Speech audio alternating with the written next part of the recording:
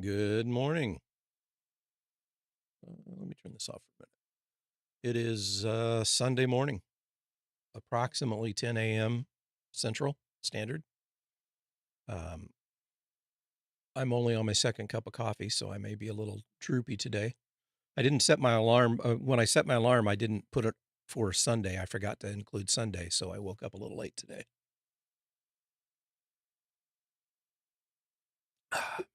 But I'm here. I'm functional mostly.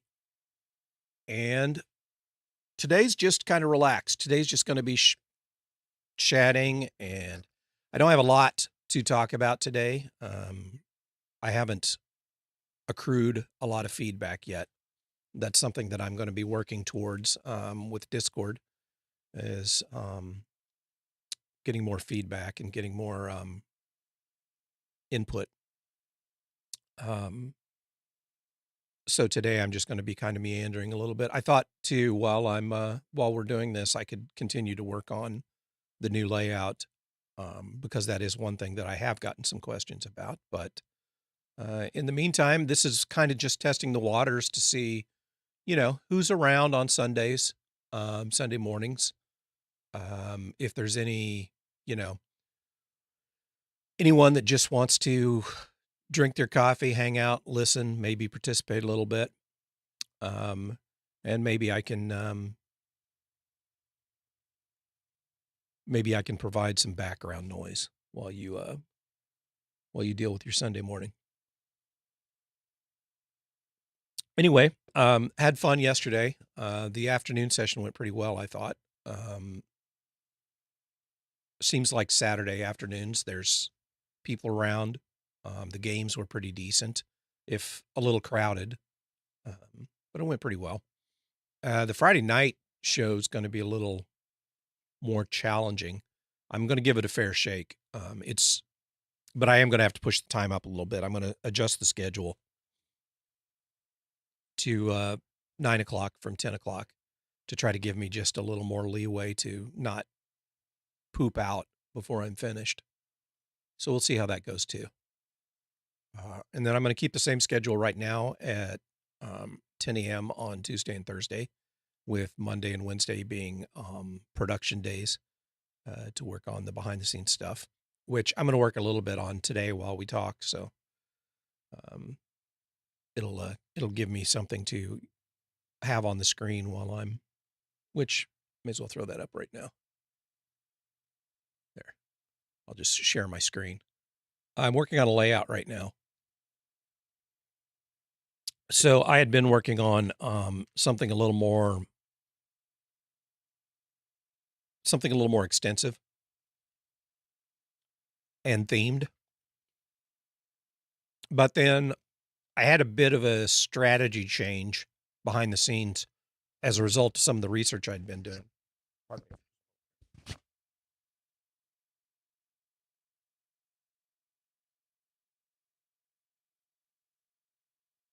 I don't know if there's something in the air or if it's just the weather or if I'm getting a cold, but my nose has been bothering me a bit today. My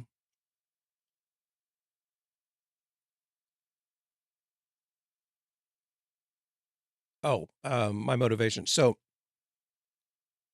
one of the things when Maddie decided to go YouTube only and try to see if he could pull off a 4K stream as his basically everyday stream is in 4K. It got me to looking into some stuff and some statistics, especially around YouTube and some of what they've got going on. And it led me to realize that the portrait size live streaming on YouTube is really kind of taking off in terms of what the metrics say, what the numbers say. What Maddie was targeting with the 4K is kind of a pretty small percentage of streams are actually served in 4K live streams. People are more likely to view a longer form video like maybe a VOD track or an actually, produced video in 4K. But in terms of watching live stream, the percentages go down. And part of the reason was because a lot of people consume the live stream content on YouTube via mobile. And it's not the majority, but it's still a significant portion of the people that consume live content on YouTube are doing it via mobile device. And so they're watching in portrait. And one of the things YouTube has started offering recently is the ability to automatically crop your stream to portrait view and serve it to people that are watching on a mobile device that way. Which in a lot of cases, especially for like talking head stuff, is pretty convenient. And I started looking at that and it's like, wow, the numbers are significant with people actually watching in portrait view on YouTube. So if, and this is, a hypothetical, if I do start trying to pay more attention to YouTube and trying to be a little more cognizant of content consumption on YouTube, not instead of Twitch, but as a peer to Twitch, as an even, instead of an afterthought, more of an even peer, because YouTube tends to be better at the long tail, and the promotional side with shorts, right? But the consumption of live content and with the chatting and the interaction and stuff, they're lagging behind Twitch a little bit. The interactive functions that they have for exchange between the streamer and the audience on YouTube is not nearly as robust as what Twitch offers, right? With like channel point rewards and raids and all that kind of stuff. It's quite a bit different on and collabs. Collabs is a big one on YouTube. But there are other opportunities there. So I think Twitch is still always going to be viable in terms of that kind of immediate, the live part of the stream. But I think I think you would be making a mistake as a live content provider, to ignore YouTube and to treat it like an afterthought or a dumping ground for your VODs. So I started looking into that and I started reconsidering what I was working on for my layout, because I was really focused almost exclusively on Twitch and on ramping up a lot of the interactive elements and a lot of the back and forth stuff for Twitch. And most of that is kind of hostile to the portrait format. Most of what I was looking at was pretty hostile, especially considering the fact that my content is produced, my desktop is in ultra wide. I've talked about this before. I game in ultra wide. And so when I do my layout for streaming, the 1080p layout, I have to shrink it down. This area that you're seeing of my, my full screen here right now, shrunk down with the letterboxing at the top and the bottom, which there's not really a top on this chat layout right now, is what I end up having to do. I prefer that as opposed to cutting the sides off, because I don't think for most modern games, cutting the sides off is eliminating valuable content. So that gives me what would be a, dead areas of the letterboxing that I decide to use for like my cam and for chat overlay and for stuff like that. Let me put the gaming scene up here real quick. This is what I have been using for some time now. And it works pretty well, but I've got this area in the middle that I never really knew exactly what to do with. So I had the logo up here and stuff, and I had my links at the top in the top bar. And that gets me close to being vertical friendly. But because the cam's off to the side, I have to manually, when I do shorts or when I, if I were to crop this, I would lose the camera. Losing the chat overlay, I think, is okay, because if if you're consuming the live stream on YouTube, you're going to get a chat overlay anyway. So losing this, I think, is okay, even though it removes some of the context of the Twitch chat. There's no good way on YouTube to show both at the same time, because you would end up, the entire screen would be full of chat. You'd have chat overlay at the top, which would be the combined chat, and then you'd have Twitch's chat overlay that they do by default. I'm sorry, YouTube's chat overlay that they do by default at the bottom. And there's no room left for any other content. Everything has chat overlay over it. So, you know, I mean, because their chat overlay takes like almost 40% of the screen. Now, you know, it's transparent background, so it's not completely obscuring the content, but it's interfering with it. So I decided to start working on it, see if I could put together a layout that would work for both. That would work for the primary landscape stream as the, you know, the major focus, but also be able to be cropped to vertical and not lose too much and still be viable.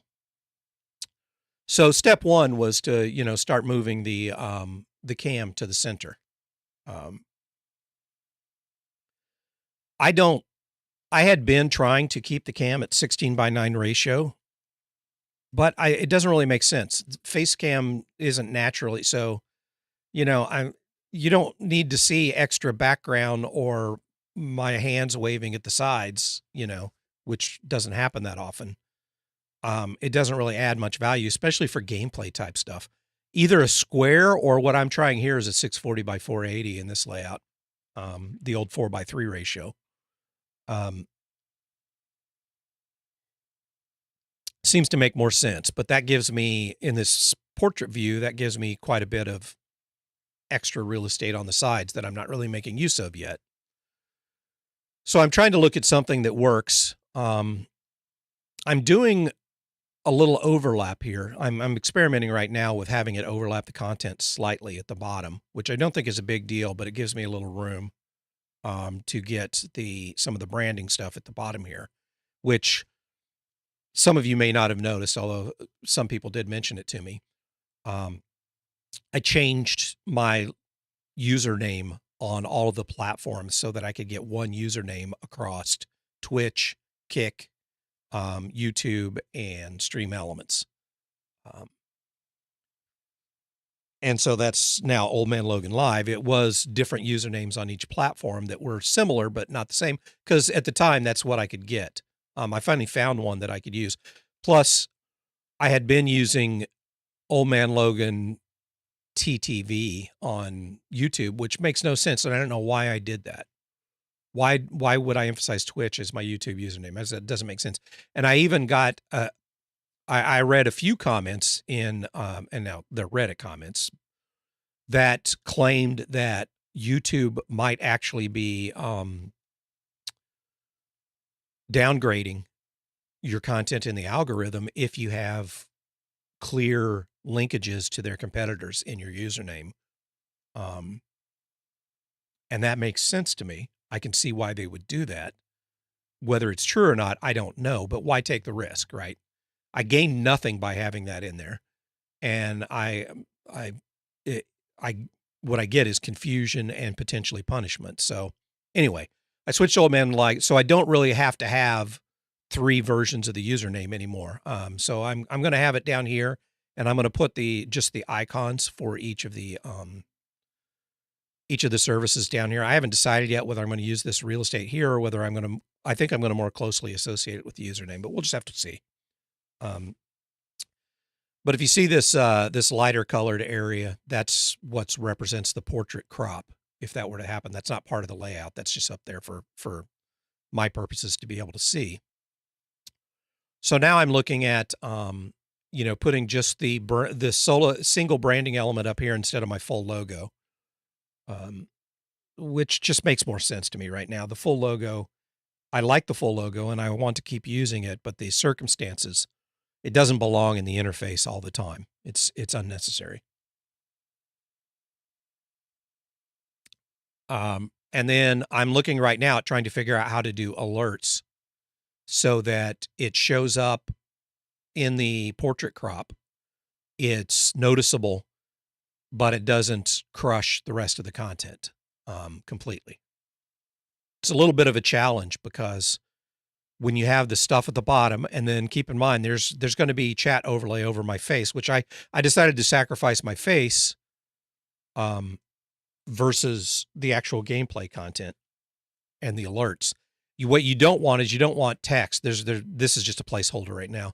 You don't want text in your overlay, in your alert underneath the chat overlay that YouTube's going to put there, because then you can't read anything. You can't read the alert and you can't read the chat overlay.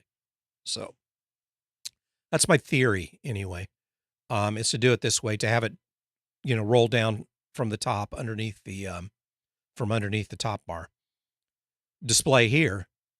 But then I don't want to just put all of the content in the center line and then have nothing on the sides for desktop. That makes no sense. So I'm going to continue to have my chat overlaid over here on the right side. And I've written this is just graphics right now, but this is visually representative of what the chat overlay is going to look like. I've already made it and it works. And I'm going to strip for the combined overlay, for the combined chat across platforms. I'm going to strip some of the icons out. I don't think they add much. They're relevant within the context, like on Twitch, seeing the icons that Twitch adds, like the little mod icon or the first or all that kind of stuff. It makes sense on Twitch because they're Twitch relative, but it doesn't add anything for people watching on YouTube to see that for the Twitch commenters, because it means nothing to them, right? And vice versa. So I'm going to strip some of that stuff out. I'm on the fence about emotes. I want to keep emotes in there, but I'm on the fence about how to display them so they don't dominate the chat overlay. And then I'm just going to use real simple. I don't know if you can see this. Probably can't see it very well, but I'm just going to use real simple colored dots to indicate the platform.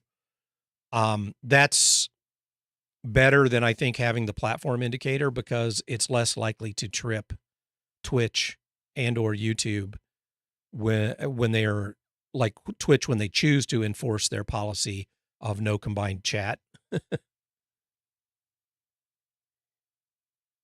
Less likely to be triggered by a colored dot than they are a logo of their competitor. And then I'm going to use the left-hand side over here for informational stuff. Probably cycling, but also is kind of an area for alert. And what I'm toying with right now is I'm trying to think about this idea of, okay, having the alert pop down at the top, display for, a few seconds to get attention, and then migrate down here, maybe to hang out for a bit longer so that it gets a little more focus. It won't be seen in the portrait view, but that's fine. It got the, it got the notice, it got the acknowledgement, and then it can, move out of the way. But it gives me a chance to have a little more focus on stuff like that. And also, depending on the alert, get a little more chance to, interact, see it myself and talk about it. But then this area would also be used kind of as a rotator, where I would like display the schedule or display whatever I want, just kind of a rotator, maybe even ads. I might even put ads up there for like future shows. Like, I may have a special show or something coming up, and I'll throw that in there. And God forbid, at some point, if I were to get a sponsorship, I might throw a sponsor ad in there or something like that. But basically, it's kind of an off to the side, this area over here to the left at the bottom, where I can do that kind of stuff. That's kind of what I'm thinking at this point. And then, just to show you where this goes, for the just chatting, like what I'm doing right now, this would basically replace what I'm doing now, where we're talking, but the content itself is not focused. And not only just chatting, but I might use this as an intermediary, like in a game like Arc Raiders, for example. When you're back in Speranza and you're not actively fighting in the game, I've seen other streamers do this, and I really liked the idea of bringing the focus more towards me and chat, and the interactions and stuff, while we're in that kind of intermediate zone in the game. And so reducing the content area up here, as you can see at the top, reducing it down to where it's still there, but it's not, the primary content, beefing up the cam and then beefing up the content area and the chat. And what I'm looking at right now is okay, right now, when I do the channel point rewards, they're coming in as 640 by 480 in the main content area. I can make this left-hand side over here more accommodating to that for this format.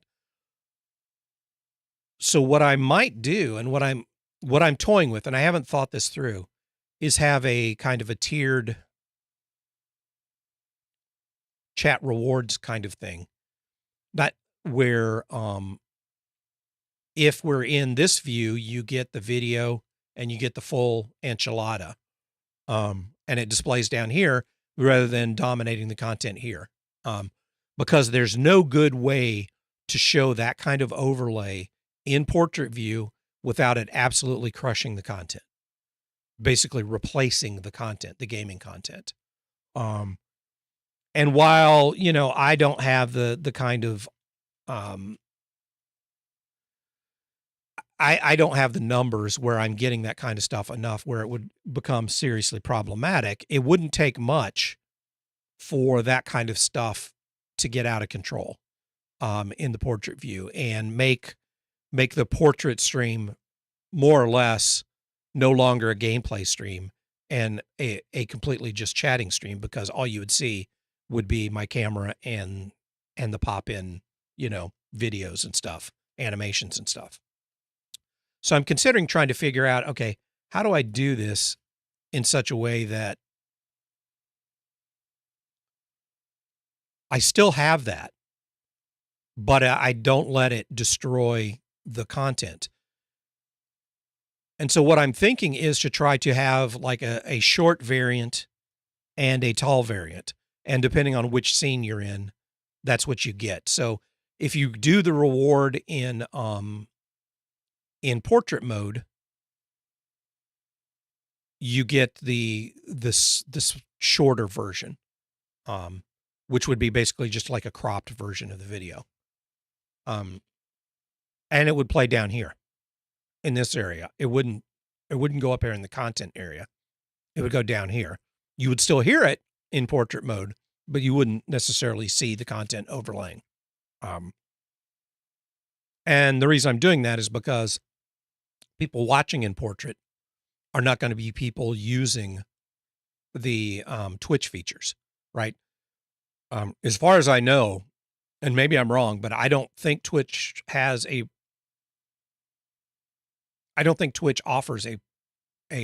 portrait version of their stream, a separate portrait version of their stream that is configured like the way YouTube's is, that is laid out the way YouTube's is. I could be wrong about that. I think in their mobile app, they use the regular stream and they squish it down, unless you're, turn your phone in landscape mode. But I'm not positive about that. But anyway, so it's kind of a compromise. And a lot of this stuff, I'm just going to have to try it out and see how it works. Right now, and by the way, I've been having a problem the last few days with the channel point rewards not playing automatically. I haven't spent as much time troubleshooting that as I probably normally would, because I'm in the process of getting this new layout up and running. And I've been I'm replacing the version of StreamerBot that I'm using with the up-to-date version. And so basically it's all new code in there. My alerts are going to be all new and handled 100% on my side. I'm not using any third-party services for that. So it doesn't make a lot of sense to me to do extensive work trying to fix something that I'm going to replace shortly anyway. But I'm trying to work around that as much as I can. So if you redeem a channel point reward and it doesn't play, and I don't notice it right away, please ping me in chat, and let me know, and I can trigger it manually to make sure that it plays. It's not ideal, and it feels like a failure on my part, but it's the best I can do for the moment. and while I put my time towards getting the new stuff up and running. But anyway, that's kind of a primer on what's going on. The pulling the curtain back and show you what's going on behind the scenes. I had talked about some of what I was working on a couple of weeks ago, and this is a kind of split off of that. I'm going to try to reuse some of the mid-century inspired alerts and stuff, but I'm not going all in on the overlay and stuff like that with the mid-century theme. I'm trying to keep it vanilla so that maybe it lasts longer, so that I don't have to replace it every time I decide I don't like the theme anymore, and I want to go with a different theme. That's why I'm using these neutral, ivories and creams and um, grays and stuff, is so that hopefully it'll last a little longer. I liked the one I have now, the kind of leathery looking, but it got old. It's too specific and maybe a little bit too dark. So I'm going to lighten it up a little bit, and I'm going to neutral it down a little bit is the plan. But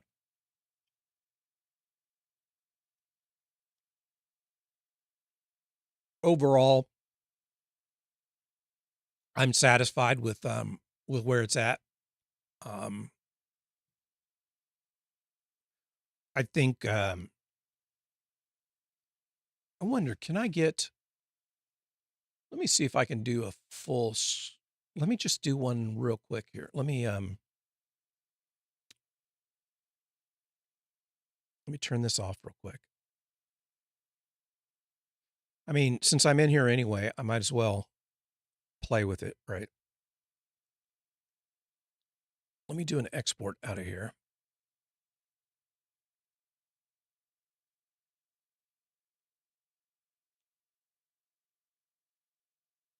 And we'll just throw it here for now. And then let's turn content off. And let's replace this background with that image for the moment so we can see it a little better.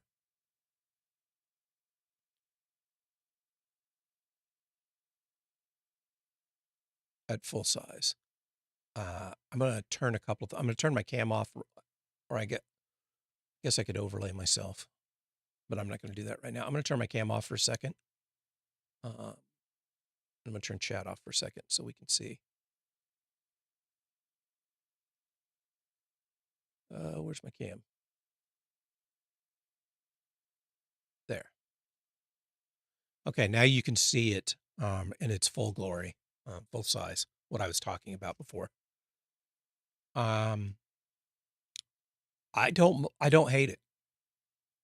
I don't hate it. I think it's a compromise. And you can see, that cloud area in the middle is not going to be there. It's just that translucent area is just indicating where the let me turn that off real quick. Oh, I can't. This is not a live view. I forgot. This is not a live view. That's an image. Anyway, let me bring the cam back. And the chat.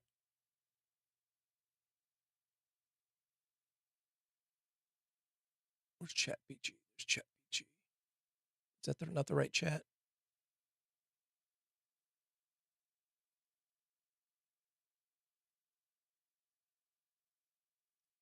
There's chat.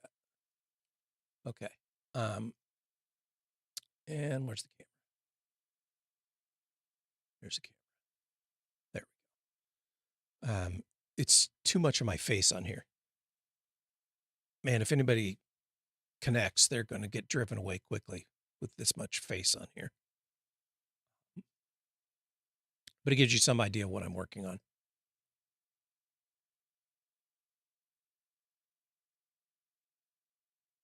So let me switch this back.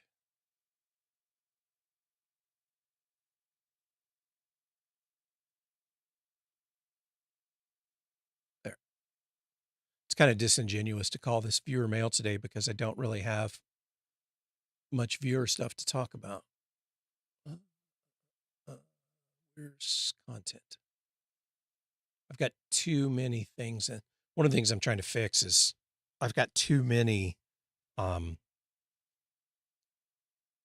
layers in Meld for all the stuff, the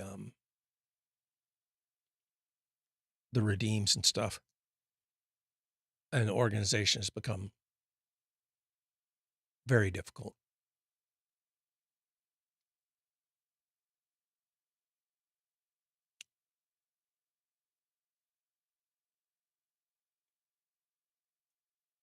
Yeah, so I'm sticking with StreamerBot as like I had toyed with the idea of replacing it with a custom thing of my own, but it's too much work to swallow right now. I'll get there eventually, but right now it's too much work. I don't like being beholden to StreamerBot because they made a recent with their latest release. They moved features behind a paywall, and also I'm not thrilled with their implementation on a lot of the stuff that they do. I think that they are. I'm not complaining. It's a great tool. I am complaining, but it's a great tool. Does great things. Happy to have it, but I think their implementation is kind of sloppy in a lot of ways. They're inconsistent. There's too much obscurity, and their documentation is not good. Not good at all, in my opinion. It's probably better than average for like an open source project, but I'm not impressed. I'll just put it that way. I'm going to put a border around here and see what this looks like. I want that to be 6 pixels. I want it to be outside. Why is that coming in as points?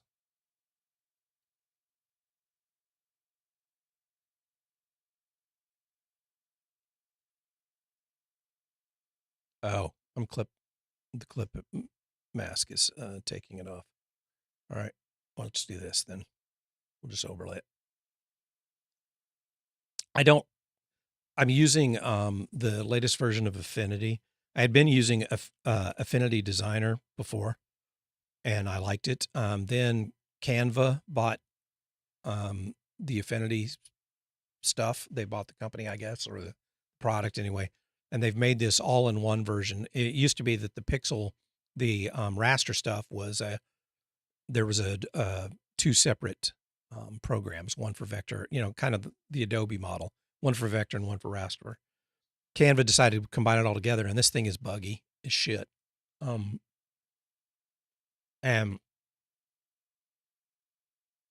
it's still good. I mean, for a free program, it's still very good. And I like it, but there's some room for improvement. Okay, let's do this. Let's take the stroke off this. Let's add a stroke here. Let's make it 6. And we'll see how this looks. Yeah, I'll probably need a stroke around it. That's better. Oh, you know what? If I just make it the same color as the background, whoop.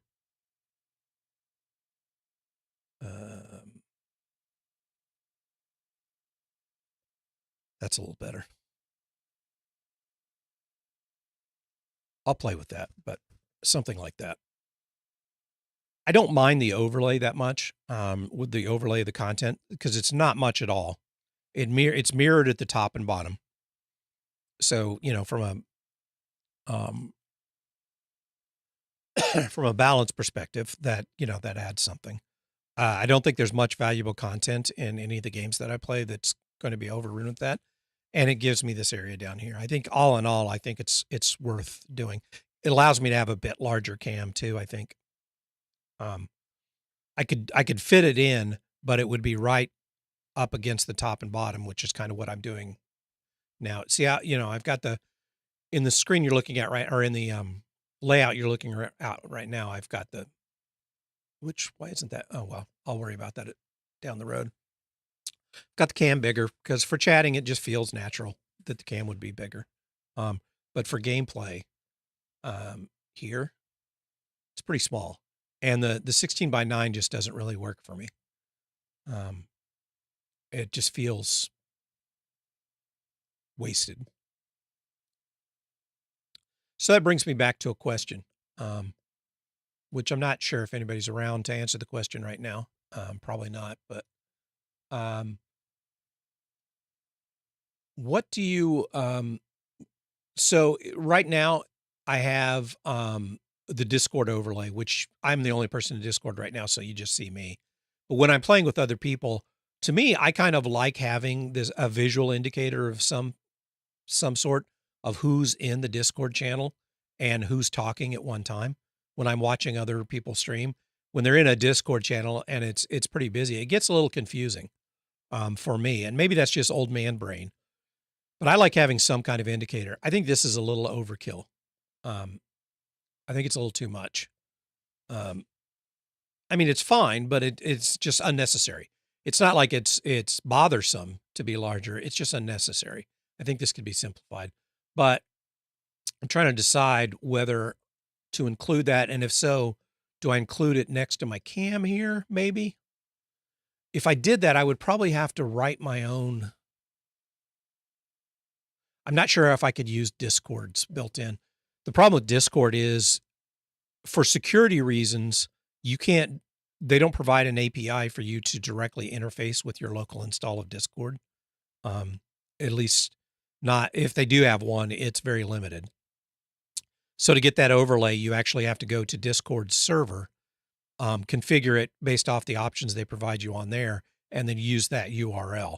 So in effect, I'm going out to their server to get immediate information about what's going on my Discord server, which, I obviously is shared out there, but it's a bit weird that I already have that information in my local Discord client about who's talking and the indicators and stuff like that. It's a bit weird to go out to a website to get up-to-date information about who's talking. It works, but as far as I know, it's the only way to do it. Now, because it's HTML, I can alter that. I can alter the CSS and alter the display a bit. They provide quite a few options for doing that natively, but I can also override that a bit. So I'm looking at that too. But I'm probably going to figure out how to incorporate that in some way in this dead area that I've got on each side of the cam.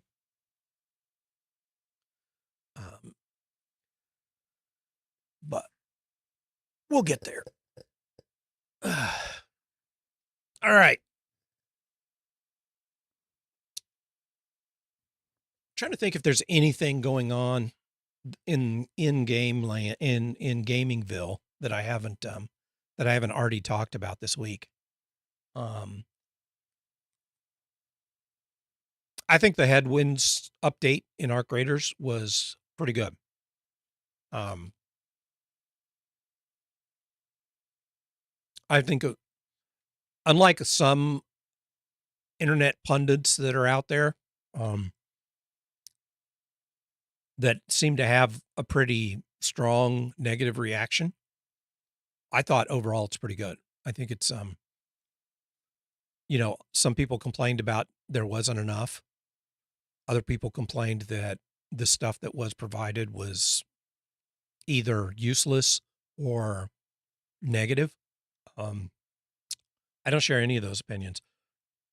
Worst case scenario, I think it's meh. some of the changes might be meh, but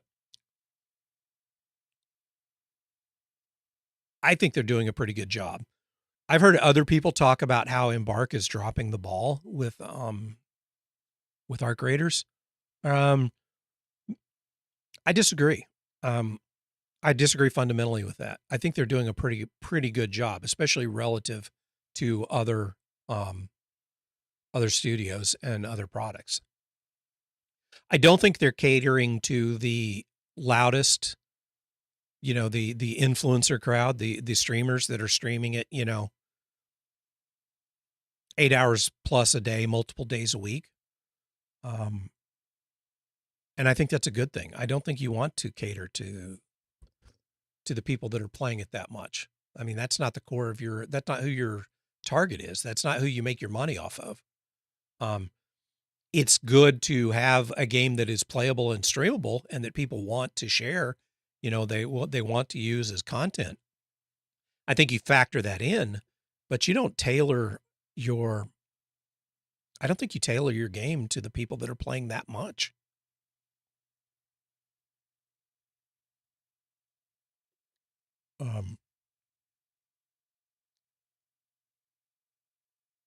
What I like to see from them and what is encouraging to me is their willingness to experiment, to try to approach problems and complaints or comments or whatever creatively. So I think that's, the Safekeeper, I think, is one example of that. Rather than when they see statistically something that they didn't expect or that they might think is not what they hoped to see, and that's a lot of the way people are using the free loadouts. And there's a lot of reasons why that's being done. There's a lot of different, strategies of why people are potentially, at least in Embark size, overusing the free loadouts. Rather than come in with a hammer and try to force the numbers to be where they want it to be, instead they're looking at one aspect of why people might be relying too much on the free loadouts, and that's gear fear. And trying to subtly see, can we shift that? Can we influence that in a way that is not ham-fisted? And I think the Safekeeper is an idea. It's like, okay, what if we allowed an augment where you can stash your weapon in your safe pocket? What kind of influence? That's not an over the top. That's not a blatant. That's not even a direct fix for free loadout stuff, but it's tangent. It's related, and it influences it. And the question is, how much will it have a measurable influence over how often, how much people hoard their gear, their weapons especially, and don't take it out in the field with them. Instead opting to go with either, easily replaceable weapons or free loadouts. It's an open question. And until you try it, you don't know, because one thing you cannot do, I think, as a software developer, and especially as a game developer, is rely on what people tell you as a accurate representation of what they want. I think you factor it in. It's a factor, but it's rarely reliable. People, and I don't mean that to say that people are misrepresenting themselves intentionally. It's very often that people will, and I know this because of my background in, in software development and also software support. Oftentimes in my career, I had to do support, either as my primary job or as part of my development job. And one thing I learned early on is that people rarely come to you with descriptions of what's actually wrong. what the symptoms are. They almost always start off with what the solution should be or what the diagnosis is. They don't come to you with symptoms. They come to you with either their diagnosis or their demands for what they want treatment-wise. And it's up to you to tease out what the actual symptoms are. It's a lot of the work is just trying to establish what's the fucking problem,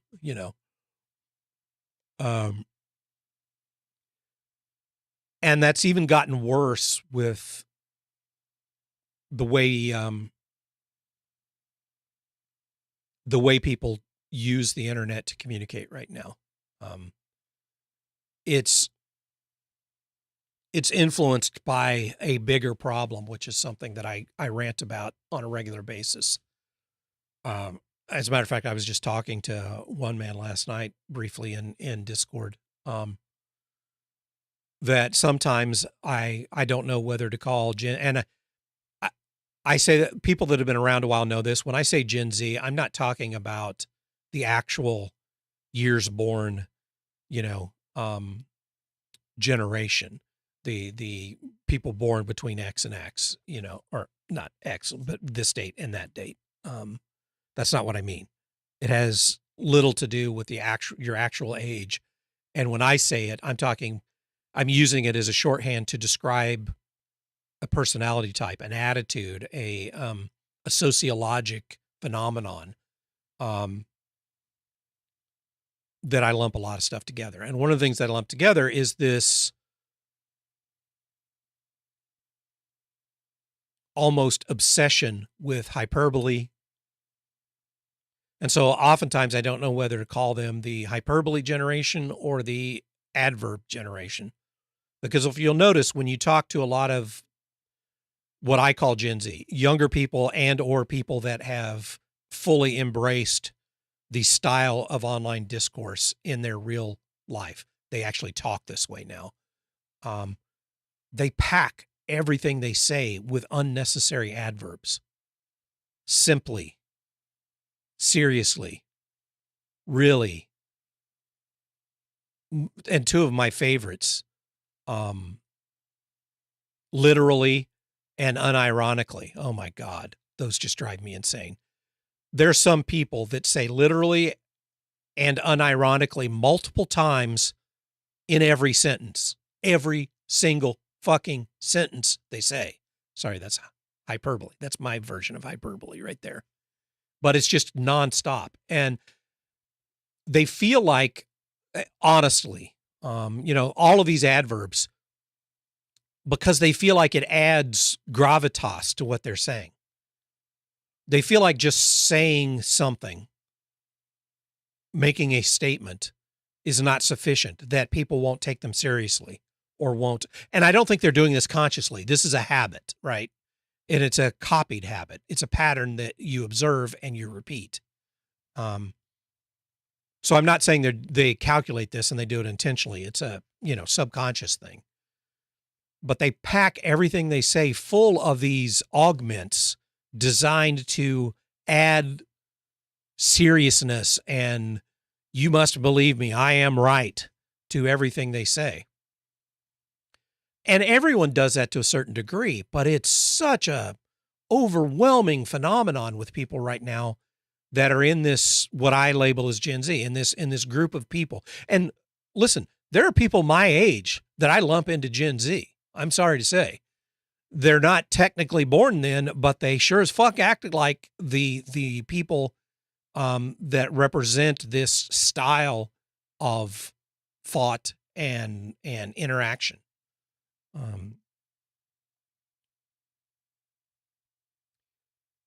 And this is not a recent thing. Overusing literally has been around for a long time, or basically, or actually. It's been around for a long time, but it's been more of a fringe thing, not a mainstream thing. And now it's just overwhelming. So the hyperbole, we just swim in hyperbole. I made a comment earlier this week on Discord about how my entire YouTube feed now is full of thumbnails that are some variation of "it's over" or "they're cooked" or "it's done," or, you know, these ultra hyperbolic statements that are such overkill. Everybody knows it's overkill. I'm sure they're doing it because it works. It gets clicks. But this is like tabloid style overstatement to the point of being misleading. Clickbait, basically. It's clickbait. I know that. And clickbait is not new, but there's this trend of this ultra hyperbolic labeling. It's not just thumbnails. It's not just speech, but it influences every expression of opinion that you get now. Sorry, I'm going to adjust something here. It influences everyone's how you. So if you solicit feedback or you monitor voluntary feedback, reviews, opinions that you see online about your product, the vast majority of it is going to be steeped in hyperbole. It's going to be so exaggerated and over the top that it becomes really difficult to figure out how much of that is just this habitual overstatement or how much of it is actual visceral reaction, you know. When you practice this kind of hyperbole, when it becomes part of your default mode, it influences your emotional state about stuff. It's like a feedback loop. It can be triggered by, but it can also loop back and reinforce, if not trigger, these feelings of outrage, these feelings of, oh my God, I'm angry. You know, this is so wrong. Because you're speaking that way, because you're speaking hyperbolically, it actually reinforces your feelings of, you know, outrageous. And it becomes this feedback loop where it just keeps growing and growing and growing. And when other people are outraged and they're getting attention for it, you have to be more outraged and just to be seen. I don't know. I mean, obviously this is a bigger picture issue. This is a big sociologic issue, but it's interesting to see how it affects day-to-day business and how it affects gaming. Look at all the drama shit. And man, I try not to get drawn into this, but it's hard not to when your feed is just full of it. You know, when you're toilet scrolling through YouTube shorts, you're going to get exposed to a lot of stuff that you really don't have a lot of interest in. And part of that is online drama, especially in the gaming sphere. God, I don't like that. I don't, but I get exposed to it and I'm human. Once I get exposed to it, you know, I used to peek at the National Enquirer in the checkout line. I'm human. I used to watch episodes of Phil Donahue or, you know, the precursors to the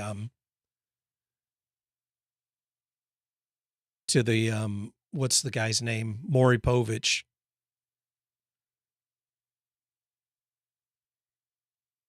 So I get exposed to a little bit of it. But part of the thing that is fueling, in my opinion, part of the thing that is fueling this drama culture is the adopted speech patterns, the hyperbole, there is no 5 anymore. Everything is 11 all the time. Everything you say gets cranked to 11. You can't express a moderate opinion about anything. You're incapable of it because of the reinforcement that you get in your interactions and what you're exposed to. You emulate that or you adopt it as a way to try to get the attention that you don't feel like you're getting when you try to talk in a moderate, balanced way. When you try to communicate with an even tone, with hedging your bets, like saying things like, in my opinion. I mean, I'm bad about doing it too much. I caveat what I say with too many disclaimers. It's been a problem I've had for decades. In my mind, as I'm speaking, I'm constantly thinking of how it's going to be received and what the counter arguments might be. And I end up caveating what I'm saying while I'm saying it because I'm trying to address objections and opinions that haven't even occurred or may never occur. I'm really bad about it. I struggle with it. I've never overcome it.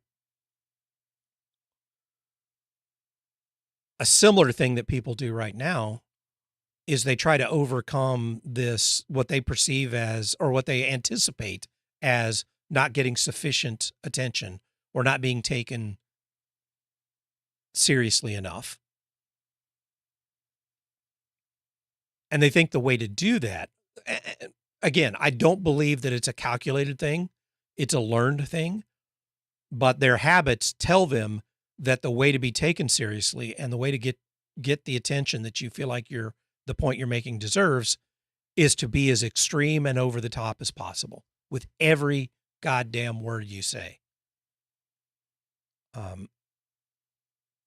It's exhausting for people like me, for people that aren't steeped in that, whose styles and whose expectations were set in a different time with different norms. It's absolutely exhausting. You can't have a conversation. You can't have a real conversation with people who are on stage all the time, who every moment of their life is a performance. How do you have a thoughtful conversation with an over-the-top actor who's in the middle of their performance and just chewing the scenery, all the time? I don't know. What worries me is how much I feel, and I feel like even people my age, people from my generation are being drawn into that. And the way they deal with it is to play along, to go along with it. I don't feel like it helps them, and I certainly don't feel like it helps society at large.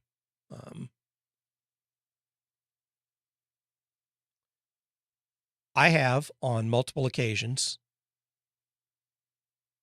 tried to point this kind of stuff out in a variety of ways to the people who I see doing it. And these criticism today is never received, is never welcomed. Everyone likes to say that they welcome their viewpoint of themselves, their self-image is that they are open to criticism. And they may, outside of the moment, process criticism. I don't know. I'm not in their minds.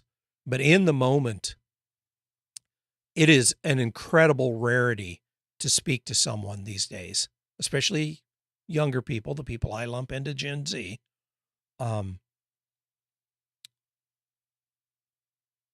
who can take criticism gracefully.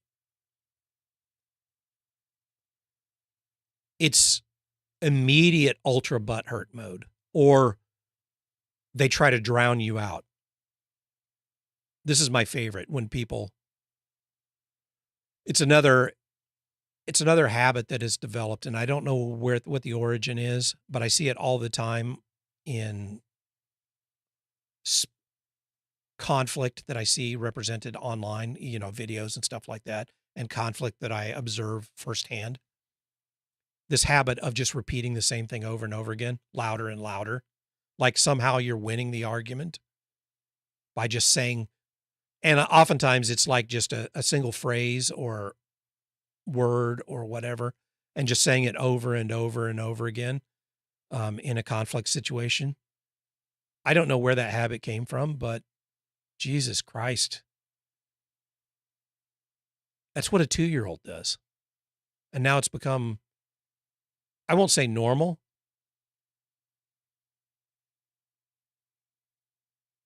but it happens often enough that you expect it anytime I watch like a video or I see people arguing firsthand, or I hear them, I should say, in game and stuff like that. I expect it. Somebody's going to start doing that. Somebody's going to start just repeating the same thing over and over again, louder and louder and louder, as if somehow that's winning. Or maybe they think it makes them look tough or strong or dominant. I don't know. It just, to me, it's so distasteful. It's so embarrassing. I'm embarrassed for people that do that because it's like, you're acting like a fucking toddler. Is this really what you think an adult does? Is this really how you think you can you win over somebody in an argument or a conflict? I don't know where it comes from. I don't care to know where it comes from. It's so irritating. All this stuff lumps in together. And where I got off on this rant was I don't envy the people like Embark or like other developers who are putting products out here like this that are consumed by the masses. And in large part whose audience are younger people, or people that, like I said, that I lump together in Gen Z, the online audience. I don't envy them in having to try to figure out what in the fuck people are talking about, what they actually are talking about. How do you filter through all this noise and all this hyperbole and get to the nuts and bolts of what's going on? One of the things they've been doing that I've observed is they're tracking a lot of data. My understanding is that they've got some significant systems that allow them to actually reproduce more or less your entire session. They're tracking enough data to basically reproduce everything that happened in your gaming session. And I say everything, that's my version of hyperbole. Probably not every detail, but sufficient enough to paint a pretty vivid picture of what went on. And they're using a lot of tools to analyze that, to derive their own ideas of what's going on, instead of relying on video clips, reviews, complaints. God forbid you rely on Reddit posts or comment threads to get their feedback. So I don't think they're using the data exclusively, but that's all I know of that could work to try to balance this and give you a better picture of what you need to address and what you need to ignore. So many people got butthurt when they were complaining about the late starts, and I think it's a legitimate complaint. I think there is a lot of negative, maybe not practical negatives, but at least perceptual negatives to starting late. But I think there's some practical stuff too. And I don't think Embark's dismissing it, but they countered back to that complaint and said, well, you realize that data, the actual data, the observable data shows that people who start late tend to profit more, at least. And I assume by profit more, they mean loot value per minute played, than people who start on time. Now, how much more? Is it slightly more? How they calculate that, who knows? And I don't think that's an answer to that complaint. And I think it could have been handled better the way they communicated it. I don't think anything good can come out of just straightforward saying that, because people are going to take that as dismissal of the complaint. And I think that's fair. I think it's fair to take it that way because it feels like a dismissal. To me, I look at that and I step back a minute and say, well, on the other hand, I'm very happy that they are factoring in, that they're tracking data like that and they're factoring it in. Because while this particular complaint has more nuance than just what the data shows, and it's about a lot more than just whether you're getting, whatever they call their currency, I'll just call it dollar, whether you're getting dollar value out of it or not, game coin value out of it or not. I don't think that's the complaint. That's not a lot of people's primary focus, at least for the most part. I think experientially,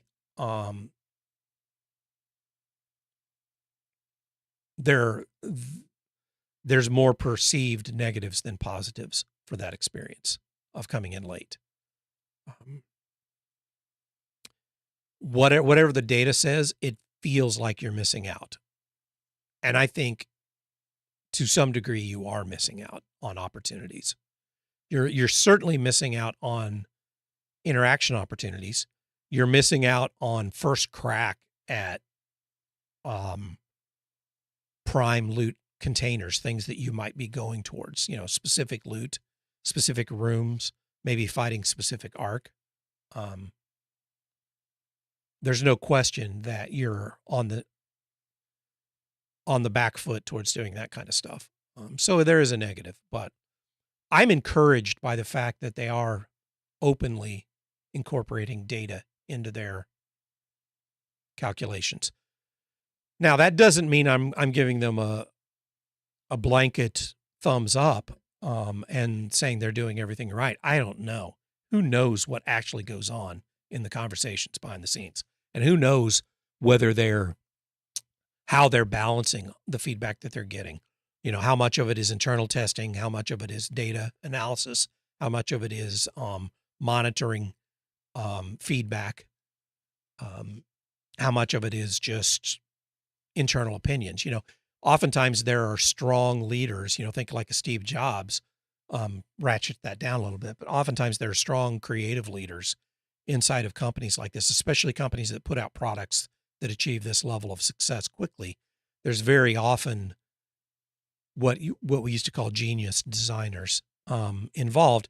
And those people can oftentimes trust their own opinions way more than they trust feedback or analysis. And in fairness, you need those kinds of people on your team. You can't let them run roughshod, or you run the risk of,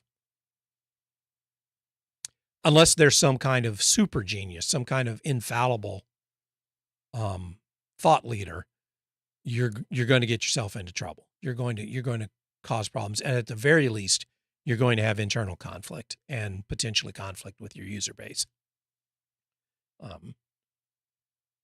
So I don't know what's going on in Embark. I have no idea of what's going on behind the scenes. However, compared to what from the outside I've observed from a lot of other games, the other game that I played the most of in recent time has been Hell Let Loose. And let's look at Team 17. I realize Team 17 was not the original developer, but most of my informed opinions have come after Team 17 took over. Because most of my opinions prior to that were as a relative noob who was learning a lot about the game. Let's look at how Team 17 handles this kind of stuff. I don't have any confidence in Team 17. Not that I think they're incapable. I think that there's enough evidence. There's been enough ball dropping going on. And especially there's been a perceived continued lack of focus on huge problematic issues with the game. Now, whether that's actually that they don't care or whether that there's problems behind the scenes that make it impossible to address these things, whether there's business drivers that force them to pay attention to other things instead of these things, I think it's some combination of all these things. But in the end, I lost confidence some time ago that they're capable of producing the kind of game that I feel like Hell Let Loose should have been, the kind of game that I felt like it was on trajectory to be. And therefore I have a lot of hesitation about getting invested in the new release, the Vietnam release, or even planning to work that into my, what I plan to focus my attention on, because I'm going to take a wait and see attitude. I am not going to buy it first day. There's no way. I'm going to take a wait and see attitude. I'm giving Embark the benefit of the doubt because they have shown me enough that says to me that there's what I perceive to be the right kind of thinking going on behind the scenes, that I'm willing to give them the benefit of the doubt. Why is my chat not up? Hey, Maddie. Early days of Hell Let Loose. While this has potential for evolution, yeah, why it still sucks. It's the missed opportunities. And it's not just opportunities to do something. It's the way they communicate about things too. I feel like there's no sincerity in their communications about these problems. Performance being a huge one. Performance is probably the single biggest thing that I think they dropped the ball on.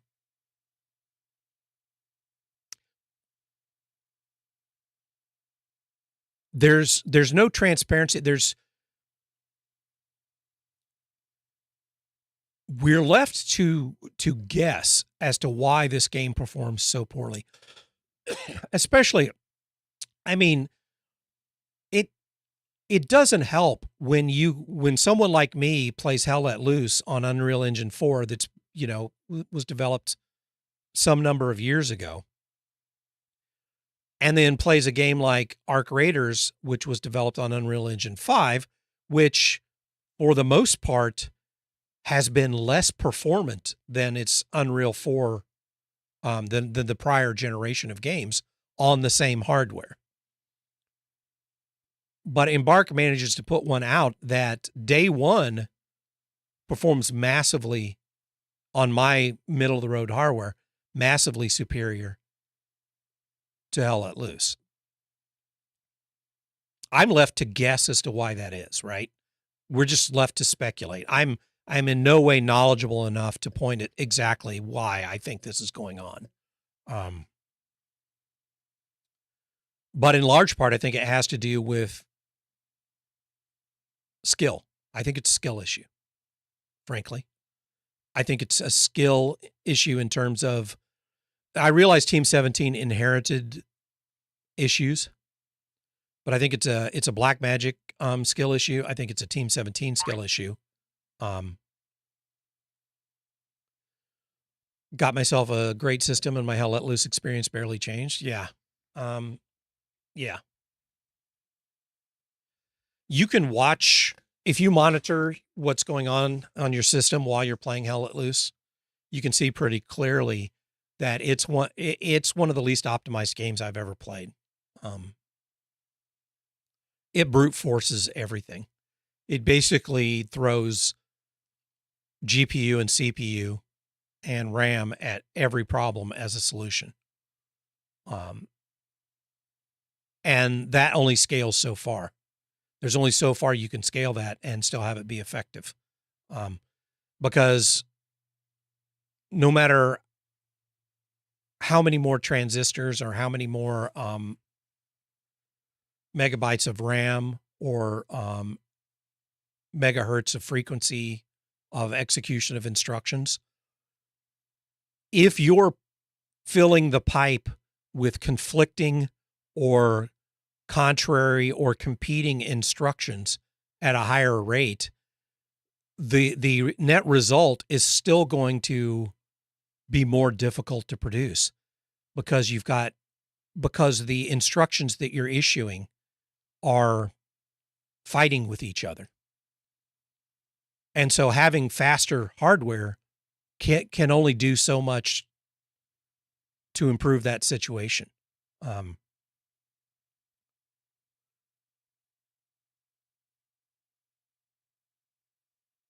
Being able to produce 240 frames a second where each frame is garbage or is incredibly difficult to end at the end result, that is challenging to render. Hardware is not going to fix that. You know, the ability to make 240 frames that way is not going to solve the difficulty problem. It's not just a linear scale. That the ability to gen more FPS means that the problem disappears as you cross some certain threshold, because it's not just rendering the frames that is necessary for a game like this to work. There's a whole lot of other stuff being calculated behind the scenes and being communicated over the network back to the servers, right?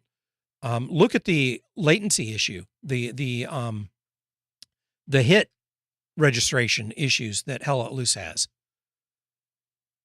That has almost nothing to do with rendering frames and everything to do with the coordination of where data is being captured, being calculated, and being kept in sync between the client and the server.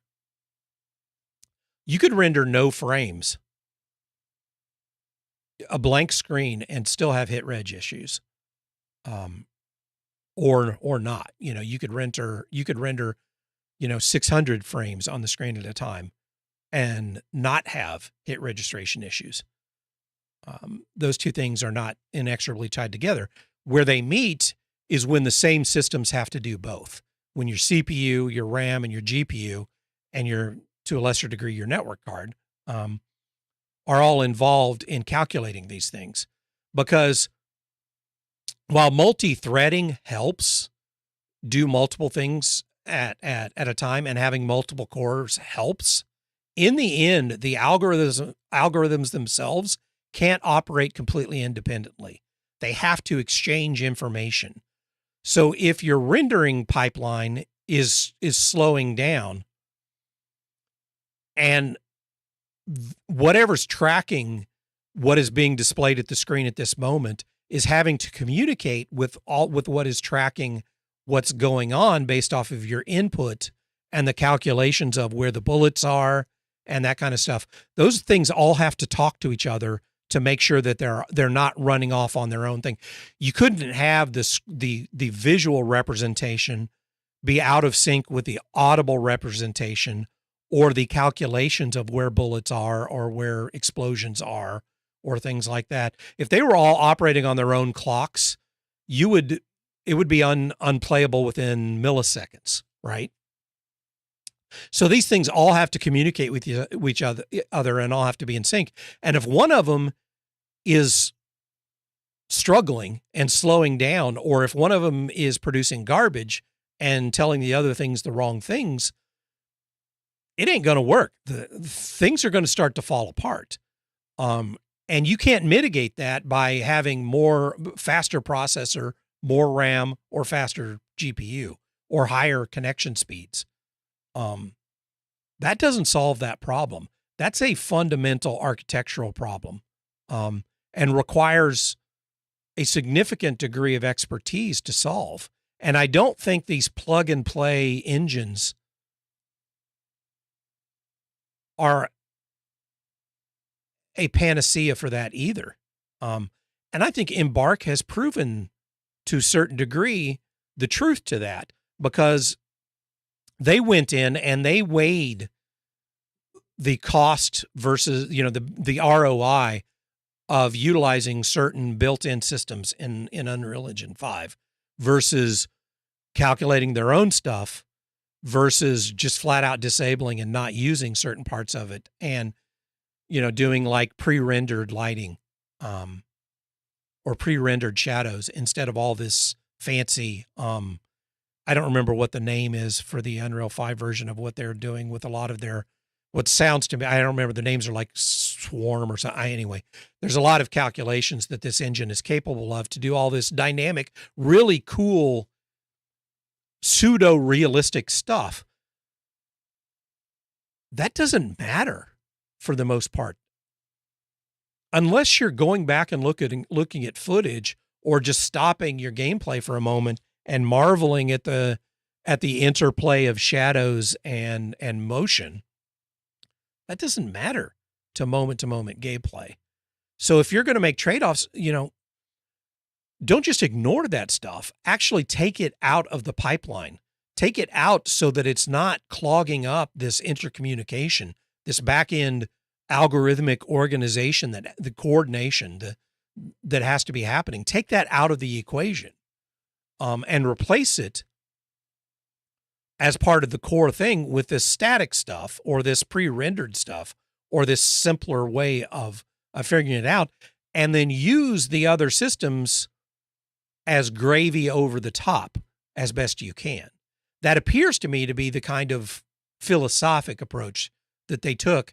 And one of the big reasons why they put out a product that runs on a more complex, more difficult to, from a hardware standpoint, difficult to utilize engine and have it run better than most games that use the simpler engine from the past that was designed to work on older hardware, or at least that was designed alongside older hardware without the benefit of newer hardware, as a way to try to, use your fancier tools to fix your problems.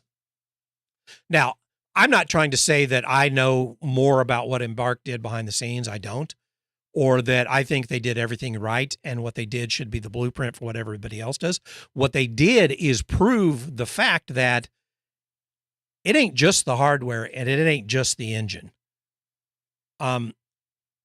You don't have to roll your own custom engine from scratch to be able to do things in a way that approximates what happened when people did roll their own engines in the past. And I'm looking at John Carmack, and id Software. That's kind of, people laugh at me, and this is where I get pointed at as being a boomer all the time, especially by modern developers, people who know more about game development than I know. Laugh at me when I bring up id, and John Carmack and what they did back in the day, because they're rightly, to some degree, accuse me of apples and oranges thinking.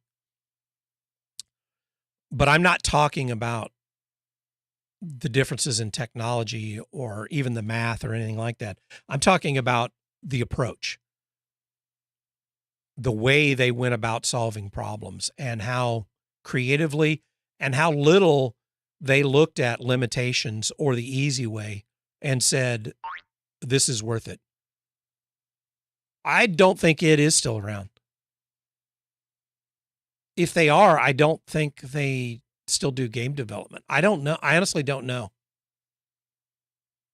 I know Carmack is not doing game development anymore. And I'm sorry, Carmack is a once-in-a-generational kind of thinker. I don't think he's like some kind of super genius or something like that.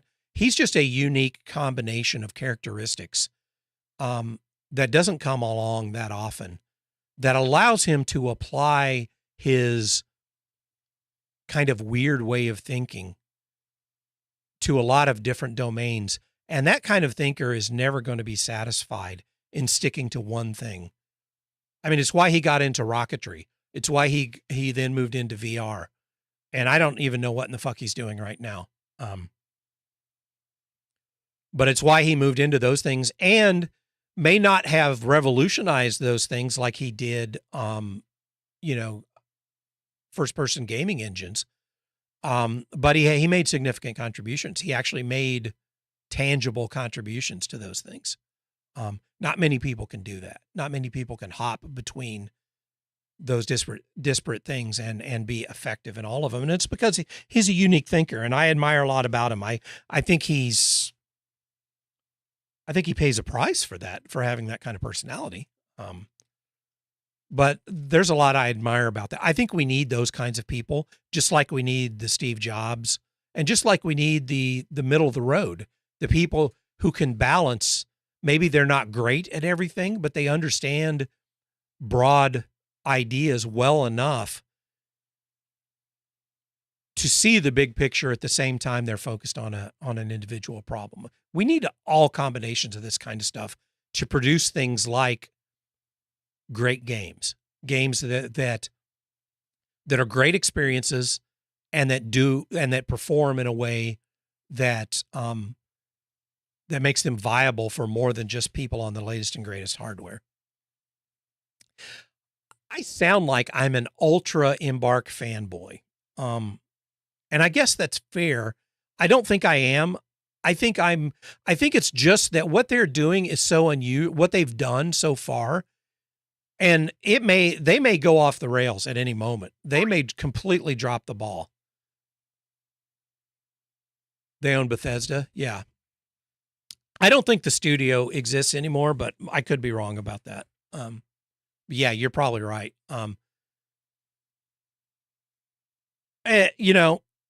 Good for them. They should have cashed out because they weren't going to be relevant in the modern gaming world. Because you can't produce these kinds of games obsessing over the nuts and bolts and doing everything yourself, writing your own engines. I just don't think, I think the scale got too far away from that. And that was what id was good at. And I think they pretty quickly started dropping the ball. Because once they had to rely on more of their design capabilities, they didn't show as much facility with that as they did with the gaming engine itself. And not just the engine, but the thinking, the idea of the first-person shooter, the so-called boomer shooter. Anyway, I am probably fanboying on Embark to a bit, but not because I think they're revolutionary and awesome. I think they're retro. I think they're doing a lot of things in a way that we used to expect game developers to do it.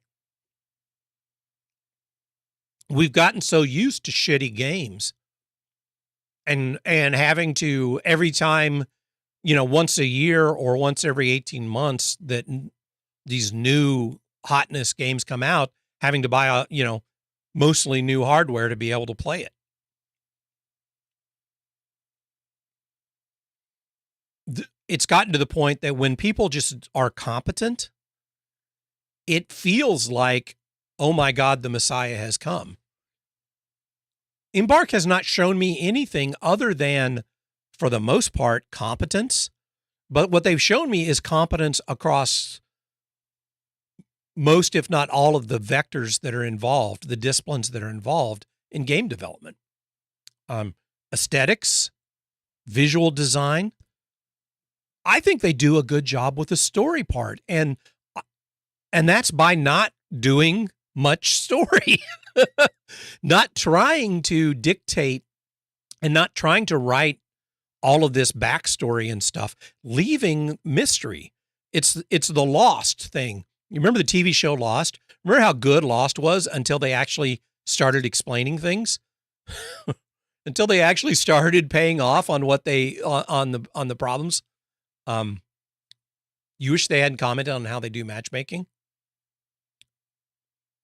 I'm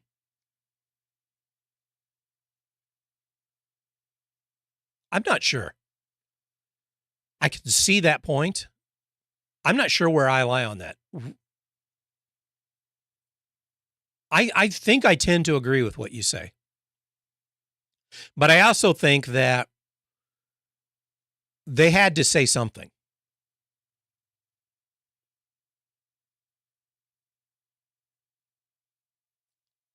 I feel like they had to say something. Otherwise, the narrative was going to get so far away from reality, and people were going to base a lot of their, you know how there's a feedback loop between people, what people say is the way it works and what you perceive your experience is.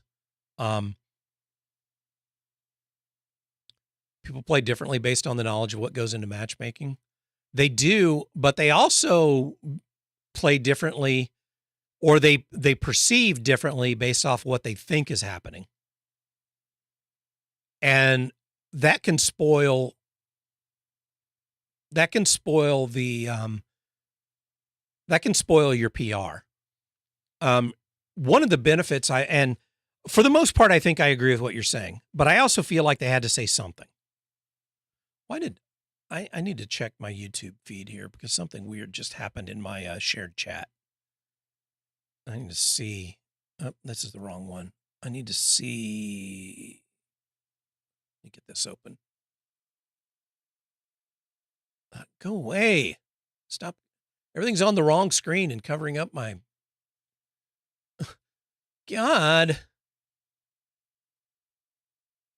Let me check this real quick. Sorry for the disconnect here. I'm not sure what just happened. I think it's just my shared chat client. Okay, good. Nothing happened. Just a minor anomaly in the way it displayed that last message. There's a feedback loop between the conversation that's going on online about how people are saying something works and how people perceive what's happening to them when they play the game. And I think if you don't give them something to clarify what's actually happening, that can really go off that can go off on a tangent and down a path that starts to influence the way people think the game, what's going on in the game and what they tell other people. And one of the unique things that I think about this game, or it's not unique, but it's unique enough in today's market, is the broad appeal that this game has to a lot of different audiences that wouldn't play typically an extraction shooter or even necessarily this style of shooter, are being drawn into playing this game because it facilitates so many different styles of gameplay. And one of those is the friendly style of gameplay. And I think they needed to throw some kind of bone to people because it's too easy for the big streamers to dominate the conversation and for people to start forming their opinion about what is happening to them based off what's happening to the big streamers. And that's with the cheating and the hyper aggression and all the shit that's going on. What happens to the people that play 8 and 12 hours a day against and seeking out conflict with other players? What happens in their games is drastically different than what happens to people that are trying to go out and have conversations and loot. And like Persephone, she goes out and she tries to hunt ducks. She's hunting ducks. That's her primary motivation. She wants to be friendly. She doesn't want to shoot people. She often doesn't shoot back and tries to talk to people that shoot at her. She doesn't steal loot. She plays a certain game style that is like almost the polar opposite of what the big streamers the Nut Man and the short guy Shroud what they do when they gameplay. I don't keep up to date with all the big streamers. I'm sorry. I don't actually watch a lot of streaming. I should, but I don't watch a lot of streaming when I'm not streaming. I'm doing other things. And they can tend to dominate the prospective game player's perception about what kind of game this is. So I feel like Embark had to say something. I don't know. They may have made a mistake by revealing too much or revealing too much specifically. Or maybe it's the way they characterized aggression-based matchmaking, the language or the emphasis on that, or maybe by not talking about how that's just one ingredient in the soup and maybe not even the main ingredient to the soup.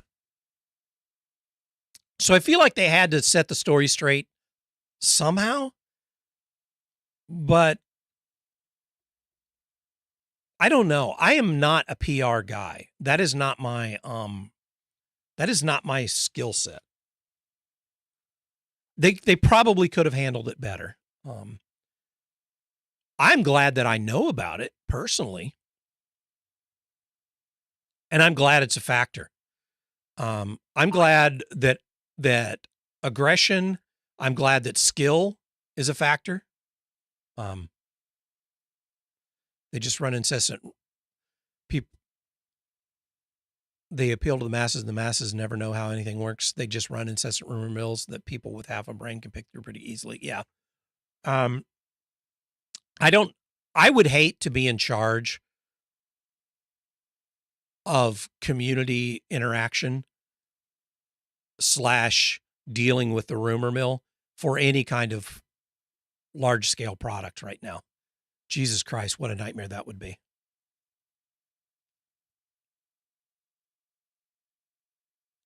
I would, I would hate to be. It's like you're damned if you do, you're damned if you don't. No matter what you do, bad things are going to happen. And how do you systematically, not systemically, how do you systematically influence perception when the influences to perception are so chaotic? Yeah. Which, that comes back to something that I was talking about earlier. One of the things I admire about it is they've made it clear that they're not just relying on one thing to formulate their tactics or their strategies or their approaches. They are looking at data, and that they're accumulating massive amounts of data about actual gameplay. They're not just looking at a handful of metrics.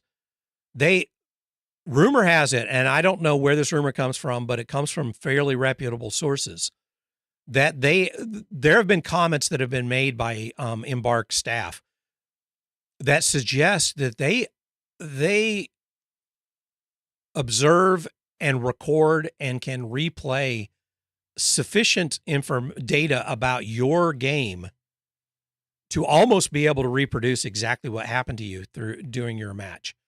Do you notice this thing down here? And you can't see it very well.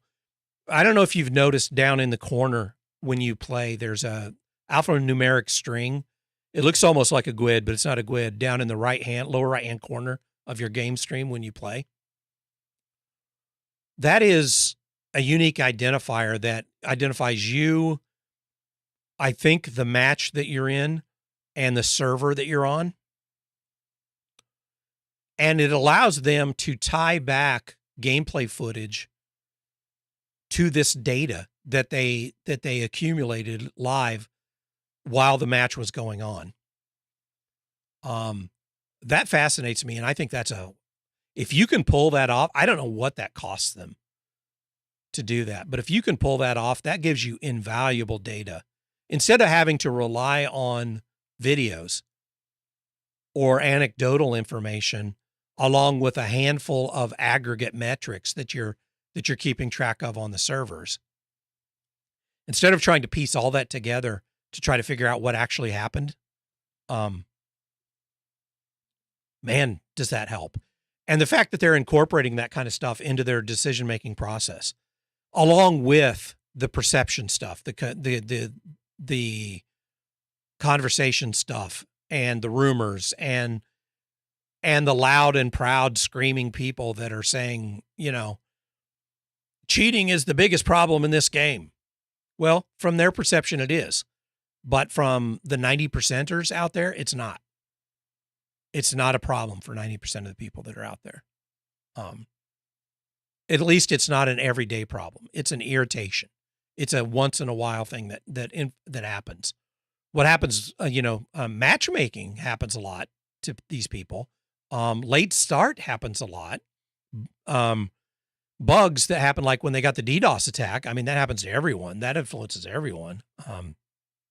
If there's things like hit reg problems, that influences a lot of people. They may not know that that's what's happening to them, but it's happening to them. ARC behaviors, the behavior of other people in game, influence. There's all kinds of things. And then you got the technical stuff. How well does it render on what hardware? Yeah. I used to be a networking guy back in the 90s. I was not top tier, but I was competent. I'm way out of touch. But I look at that and I think about what things were like back in the day. There was not one master networking protocol that ruled them all. There were a few. And they all had trade-offs. And this is before TCP/IP became the only game in town. And I feel like the DDoS stuff is, to some degree, the price you pay for universal adoption of a single protocol that has the benefits and the vulnerabilities that TCP/IP have, and UDP. You can't talk about TCP/IP without talking about UDP as well. And I've thought about that. How do you solve a problem like that? And these companies, Cloudflare, Amazon, Google, the big back end people that have tried to corner the market on hosting, they are really smart people, and they're spending a fuck ton of money trying to figure out how to mitigate this problem. But it's just that, it's mitigation. Without removing anonymity from the network protocol, from the stack, without removing the possibility of anonymity, you can't solve this problem. I don't think. You can't prevent it. And I don't think we should do that.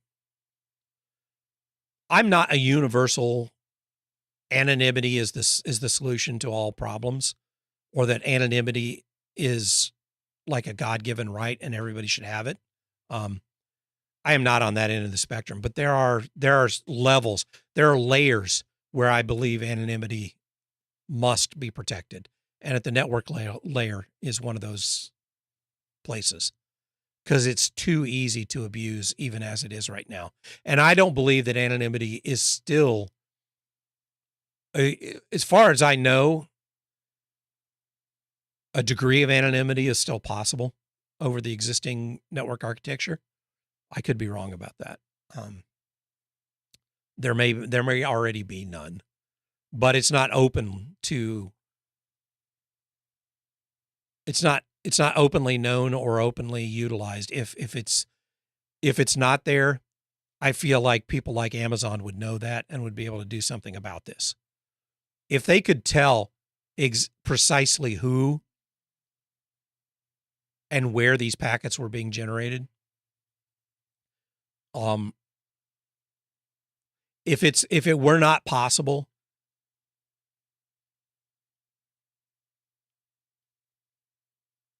if you could basically turn off the source of these problems effectively across the internet, or across networking at large, I think they would already be doing it.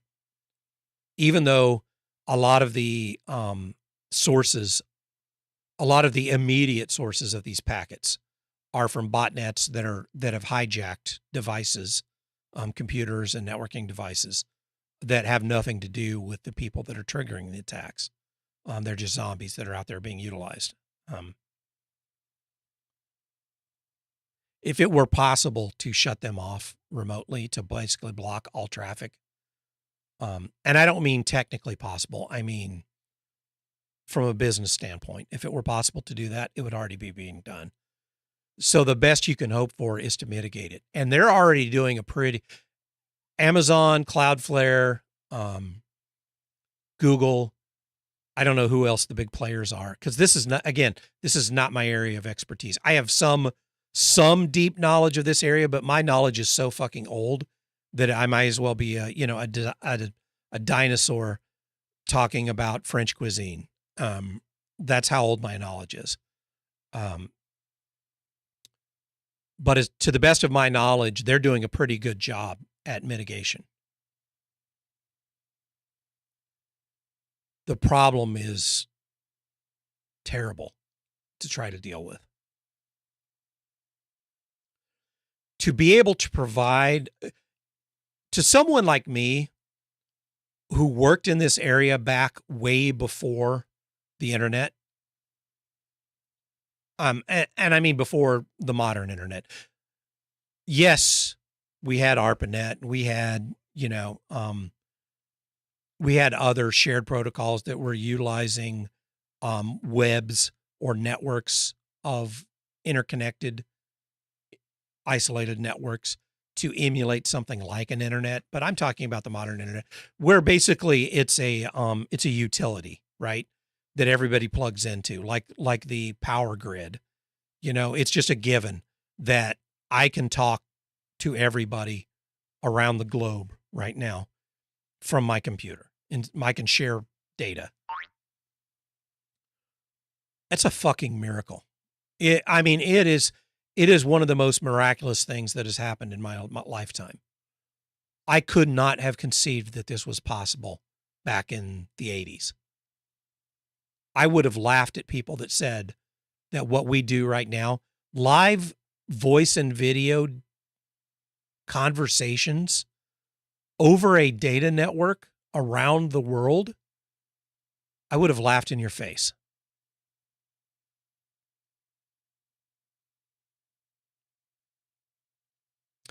Maddie, I don't think it can be stopped. It can only be mitigated. The only way to stop it, I feel like, the only ways that I'm aware of that it can be stopped would require trade-offs that I think would be worse than the problem. And I don't want to get into that because that gets political really quick. We're already on a dystopian path when it comes to technology. And I think if we start publicly demanding that we'll do whatever it takes to stop things like DDoS attacks, we're going to find ourselves in a world of hurt. Because at that point, there is no possible way for dissenters to dissent without going back to backroom, candlelit, secret meetings where there's no technology present. And I sound like some kind of ultra freaky conspiracy guy when I talk about things like that. But if the powers that be have absolute control over communication,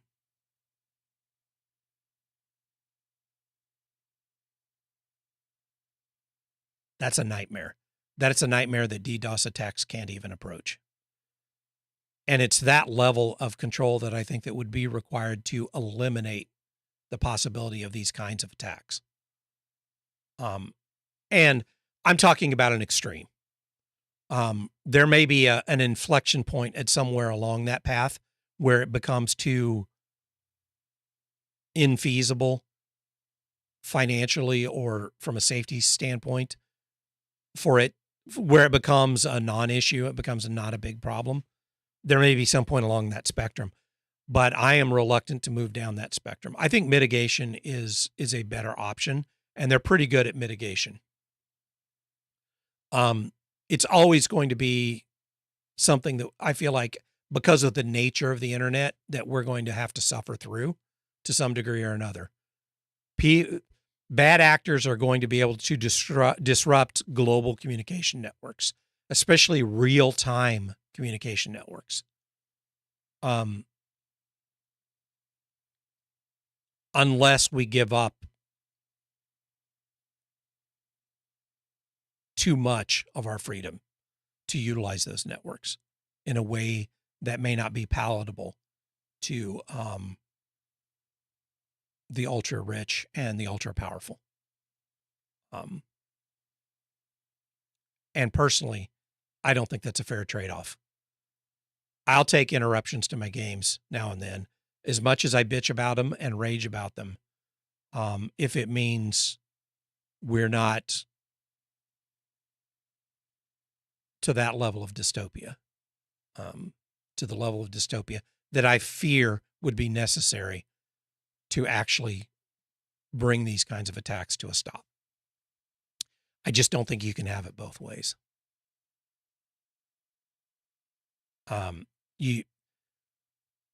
It's like freedom of speech. You have to put up with things that make you sick to your stomach or enrage you. You have to put up with being forced to hear them from time to time to give you the option of saying things that the powers that be don't want you to say. Whether that be the mob, the government, the enforcers, the companies, whoever you want to look at. If you want the ability to be able to express opinions that some people don't want to hear or that infuriate them, then you're going to have to put up with being infuriated. This is what I see. I see this as a reflection of that, only from a data transport standpoint. I may be completely off base there. It's entirely possible that I know just enough to be dangerous about this and that my opinion is absolutely wrong about what it would take to stop these kinds of DDoS attacks, and that maybe there's a way. I don't see it. I do know enough to know it would not have been possible back when I knew a fair amount about how IP networking worked.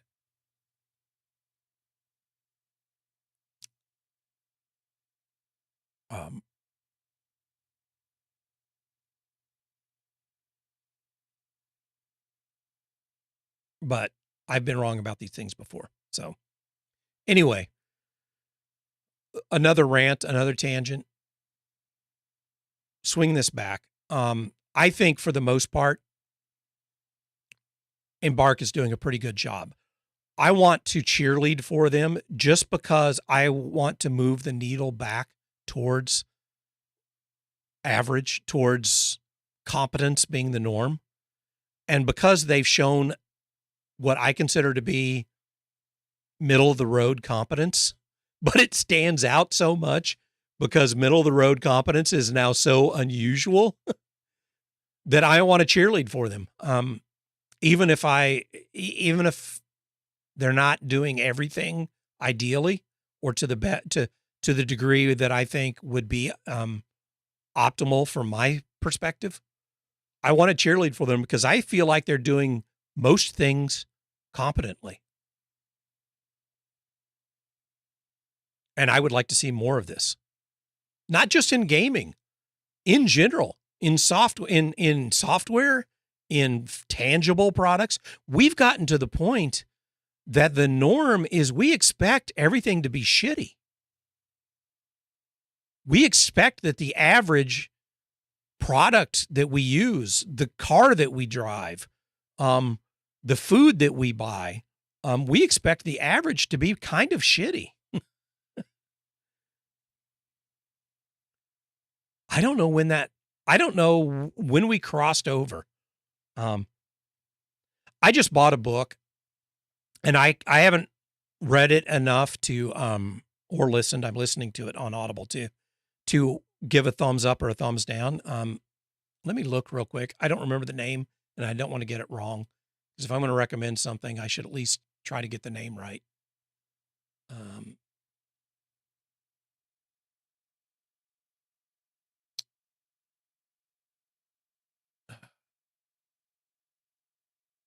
What orders? God damn. Audible is such a pain in the ass sometimes. So I'm logged in as the wrong person.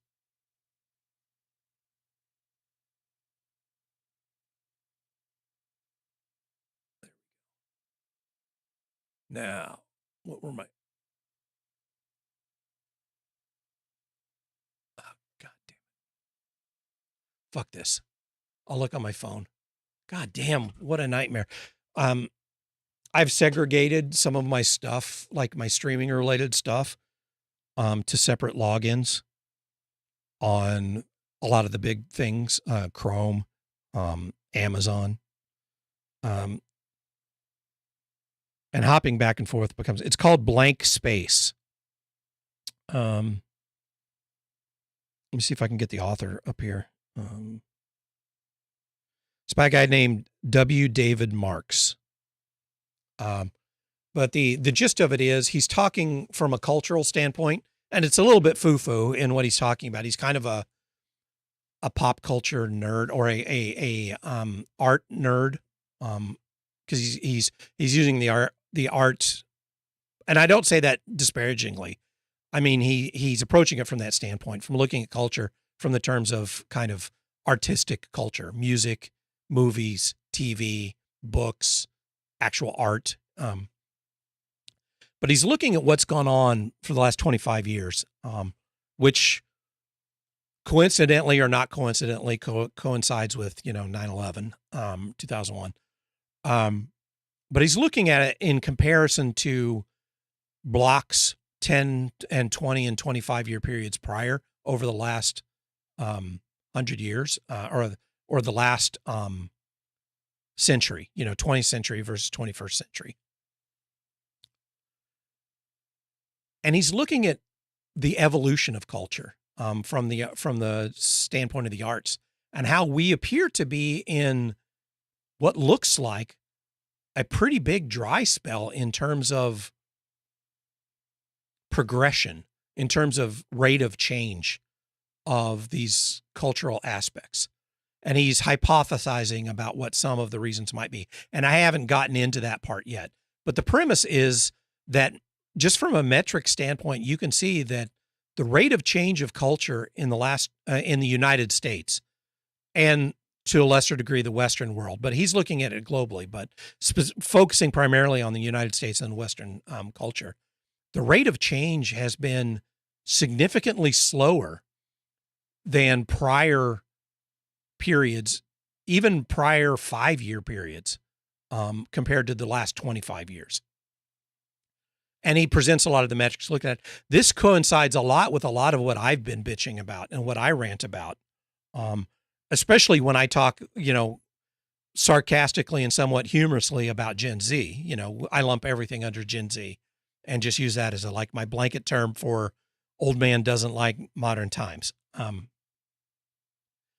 But he's presenting an interesting argument, and it's interesting to see a lot of the metrics that show from a measurable standpoint a lot of what I've been bitching about, and what a lot of the people that I call Gen Z, the literal Gen Zers, but also the people that are big fans of modern cultural, the modern cultural period, that they argue with me and they say I'm just being, it's just back in my dayism. But no, it is measurably different. It is you can point to the rate of change and the degree of change over time in fashion, in movies, in music, and whatever. It is different. Hey, crap. Yep. It should be one of my primary hashtags, I think. But it's interesting, and I'm going to be looking into this. I'll be talking more about this as I read through this. But what it reflects is, on what I was talking about, is we've become so used to eating shit across the board that we don't notice it that much, that our expectation, the bar has been moved so much towards the shit end that when someone produces a product and when a company approaches how they interact with their customer base around that product in just a moderately competent way, it seems outstanding by comparison. And that's why I'm I'm fanboying to a certain degree around Embark. Hey, Mikey, did it work? It didn't work. Let me fix that. I was just talking about that earlier. I have not solved the problem yet. Let me mitigate it by the manual intervention.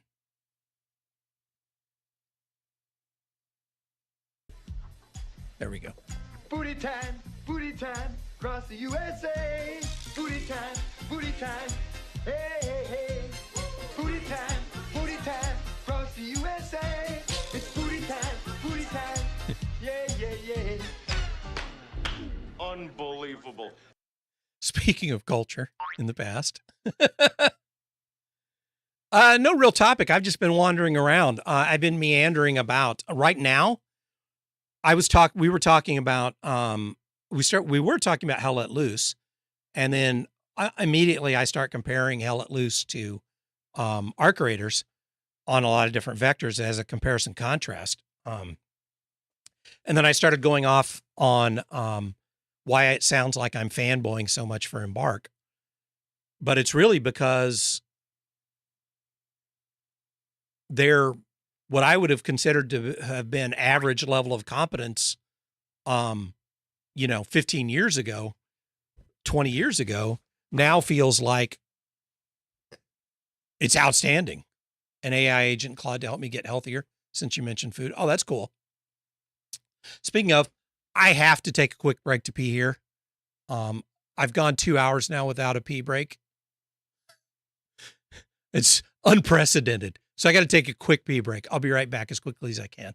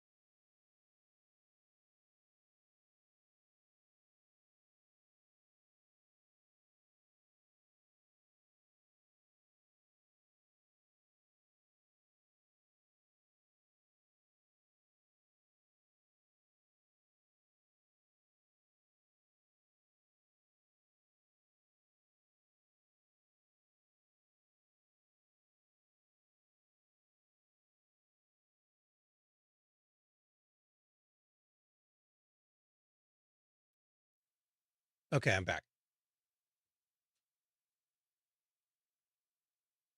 AI agent. I started reading a lot of biotech and AI news. So impressive. So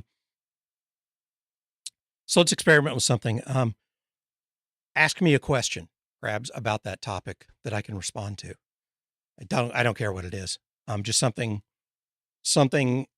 along. Give me an opportunity to talk about something instead of me just going off on a rant. I'm experimenting with trying to stay on a particular aspect of a topic and speak intelligently about it. What would you like to know about what I think about something AI related, for example?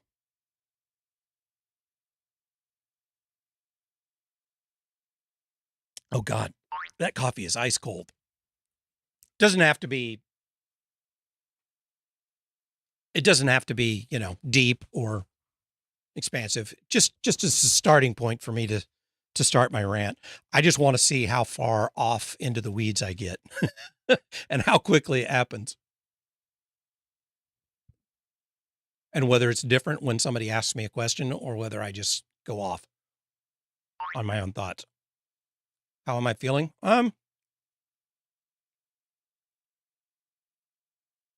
Decent. It's hard.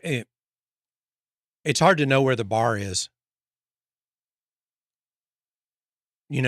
oftentimes I think about how I compare how I feel to how I felt, 10 years ago, which is pretty stupid. Um, but if I compare it to how I felt, 2 weeks ago, again, the rate of change is so I'm okay. I'm doing fairly well. Um, there's always going to be physical challenge. I am at the point of life where physical challenges are just a fact of life. Um, so, for example, in the cold weather, it exacerbates. I I hate being the old man that just rants about their ailments, but in the cold weather, it exacerbates circulation issues I have in my legs, which I developed when I was, sick a few years ago, and was in the hospital and having to sit and lay down all the time. I got some circulation problems in my legs that aren't serious. They're nothing serious at all. They're just a nagging issue. And in the cold weather, it exacerbates it. So I have to deal with that. So for example, like I have to soak my feet in warm water when it's cold like this, once or twice a day, um, to help stimulate the blood flow, to the far reaches of my extremities. Um, that's irritating. It's not a big deal. It's not like I'm in danger or anything. It can get bad if I let it go, but I just have to make sure I get up and move around and that I do things like that. So when it's this cold, like, when it gets down around zero or single digits Fahrenheit, um, my feet spend a lot of time in the colder air, especially if I go outside and have to do anything, that it just becomes an irritating thing. But compared to other problems I've undergone, it's not a big deal at all. It's just irritating. Um, I'm good enough to stay on a schedule right now, which is about middle of the road for me.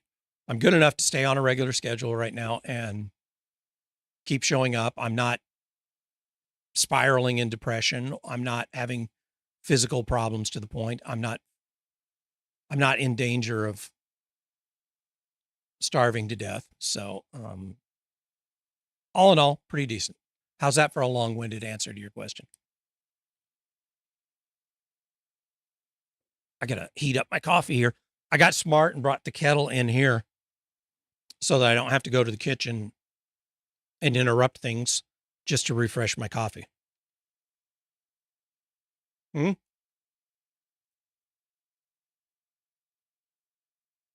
How's that for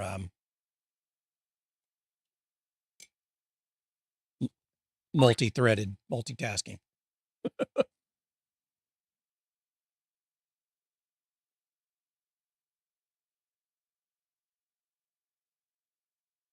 Man, the water quality where I live, it kind of sucks now, which is unfortunate because 30 years ago this would have been maybe a little longer.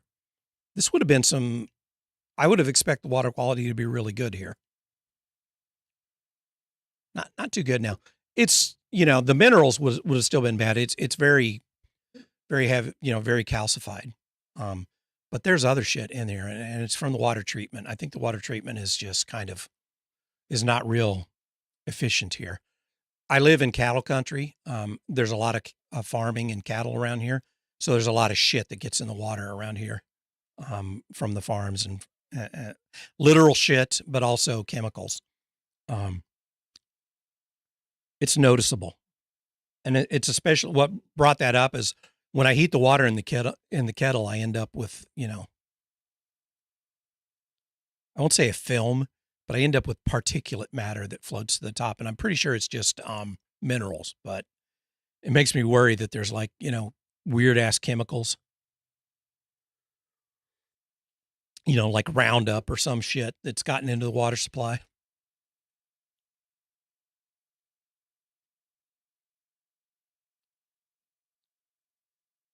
I was talking earlier. I'm working on a so You were eating mostly healthy.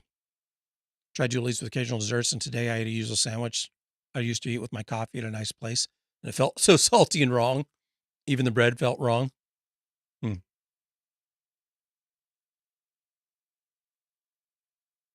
Even wrong bread is still good. even even chemically altered bread is still good. Bread is good. I've been eating a lot of tortillas because they're cheaper and easier to keep than bread. Um, Living alone, it's kind of hard to eat bread quickly enough before it starts to go stale. And I really don't like frozen bread, bread that's been frozen. Ugh, I don't care for it. But tortillas are pretty easy to use, easy to keep. A previously frozen tortilla is not that bad.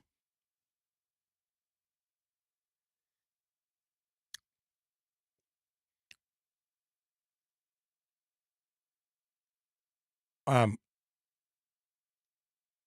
I talked earlier, and I'll revisit a little bit what's on the screen there. I'm working on a new layout, a new overlay. Um, I had not, I had been doing some research, and this kind of comes back into what you're talking about AI. I've been using a lot of the AI tools for research to gather information, to summarize and analyze, and to surface ideas out of, tons of stuff that I would never have time to read on my own. And it's pretty handy for that. I do recommend if you don't use it and you do any kind of research like that, look into Notebook LM. It's really handy. It's free right now. I don't know for how long, but it's free. Very convenient. And some pretty funny stuff in there too. But anyway, I was doing research into the streaming stuff, trying to. All right, let me back the truck up a little bit because since I'm ranting, I don't have to worry about whether I'm going on too long, right? This relates to the health related stuff too. So back, a number of years ago when I had the cancer problems, there was a lot going on. So it's hard to necessarily look at one thing and say this A caused B because there was A through Z going on at one time. And it's hard to isolate what caused what. But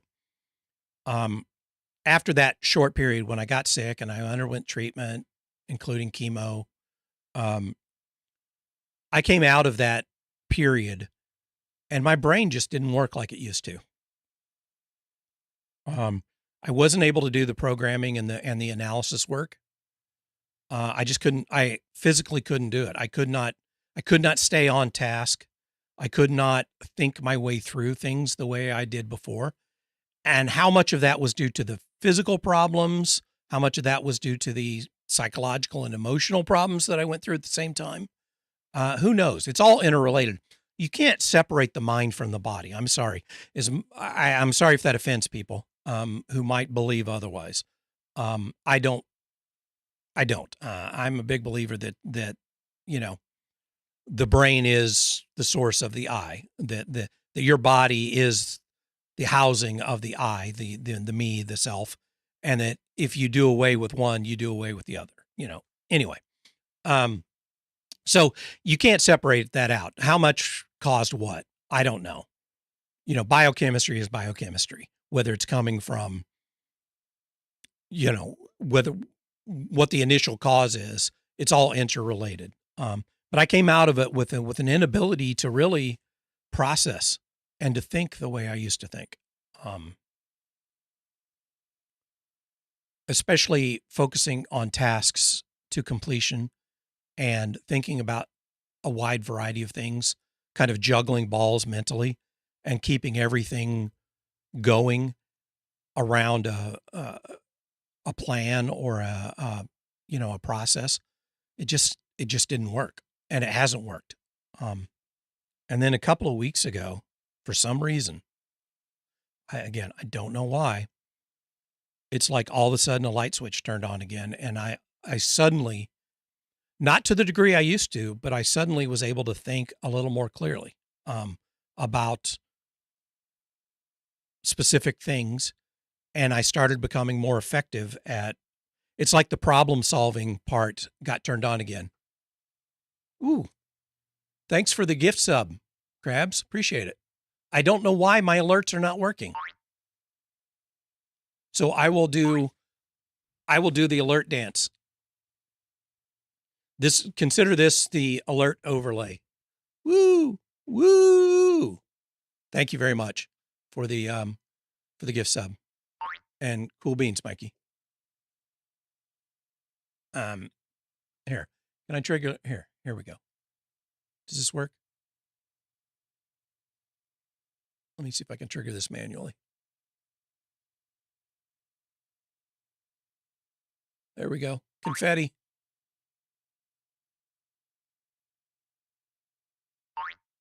There's your poof of confetti.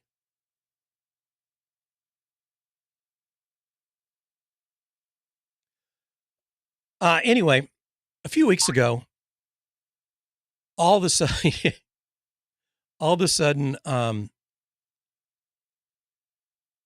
it's like the wheels started turning, and I not as effectively and not as well as it used to, but all of a sudden my wheels started turning, and I started thinking about something and working on something, and I actually started making progress.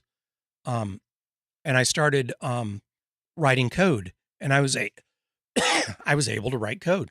I was able to actually make progress instead of getting distracted or caught up in a loop, or or just physically unable to get past one thought to the next thought well enough to be able to progress on an algorithm. And it was nothing like it used to be, but it was a shadow of what I used to be able to do, but it was shocking. And so I went with it. I just started following this, and I didn't want to interrupt it. And I went on a bender for about 8 or 9 days of barely sleeping and just churning, just doing, working. And I won't say I was particularly effective. I was still, circling around and reworking and prematurely optimizing, and, still making a lot of mistakes like that you would expect a noob to make, and not somebody who had been doing it for 40 years. But it was gratifying. And I will say I've slowed down, but it's still there to a certain degree. I still have certain wheels turning in my head that had been frozen for a while. Uh-oh. What was that, a link? If it was a link, I've got links disabled for some reason. I was getting spam and I disabled links. Sorry about that.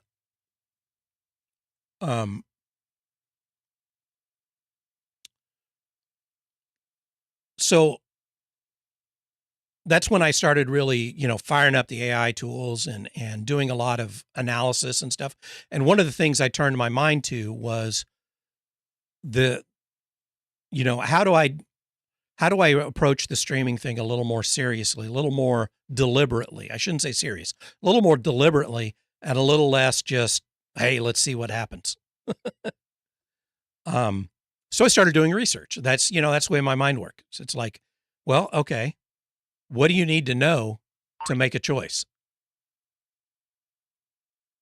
Let's see if let me fire this up.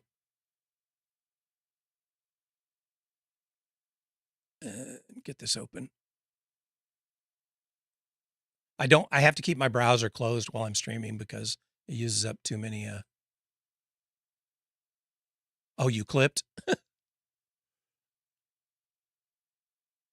Oh, did you clip my dance? How irritating. Nice. Thank you. Thanks for the clip.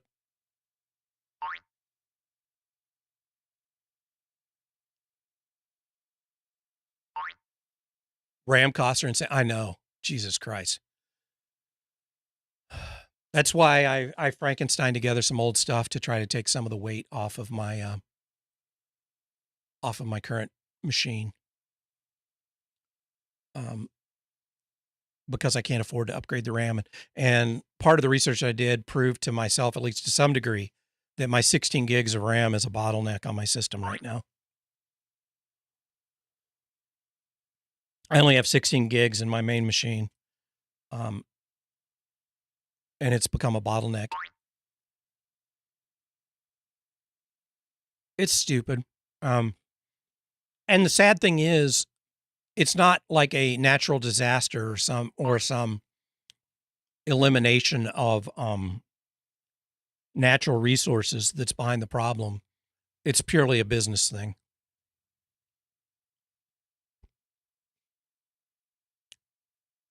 The indirect to consumer has eliminated the consumer market, basically.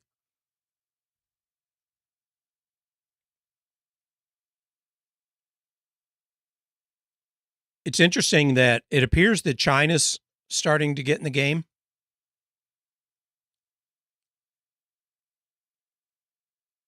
I I'm a little bit surprised to hear myself saying this. I welcome China's entry into this market because this market needs a little bit of collusion busting. It needs a little bit of monopoly shakeup.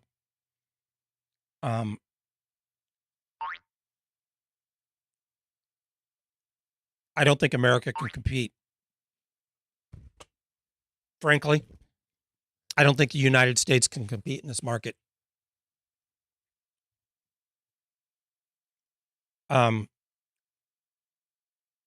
Not the way things are.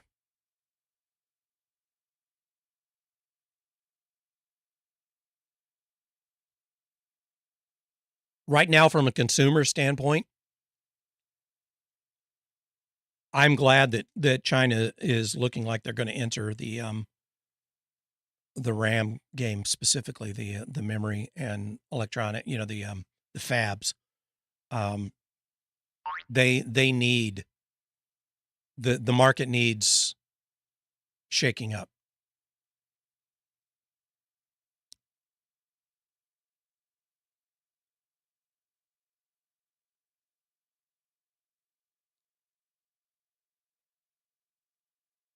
It would be a long-term investment, Mikey, in my opinion. And I don't know that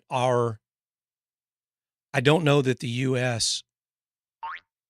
mindset, business mindset anymore is capable of a long-term investment.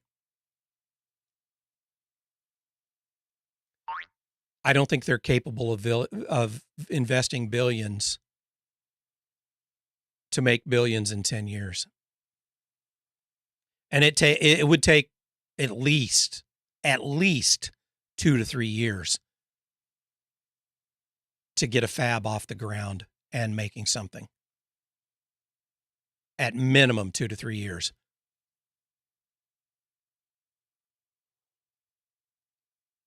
But out of my area of expertise, I'm just that's an amateur's perspective. Anyway,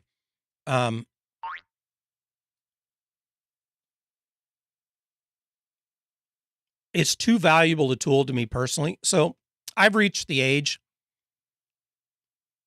where everybody else can pretty much go fuck themselves. If it makes my life easier. I mean, I'm not to the point where I'm dumping chemicals in the water just because I'm too lazy to take them to a recycling center. But I'm on that path, I'm just inside of that level of y'all can go fuck yourselves mentality.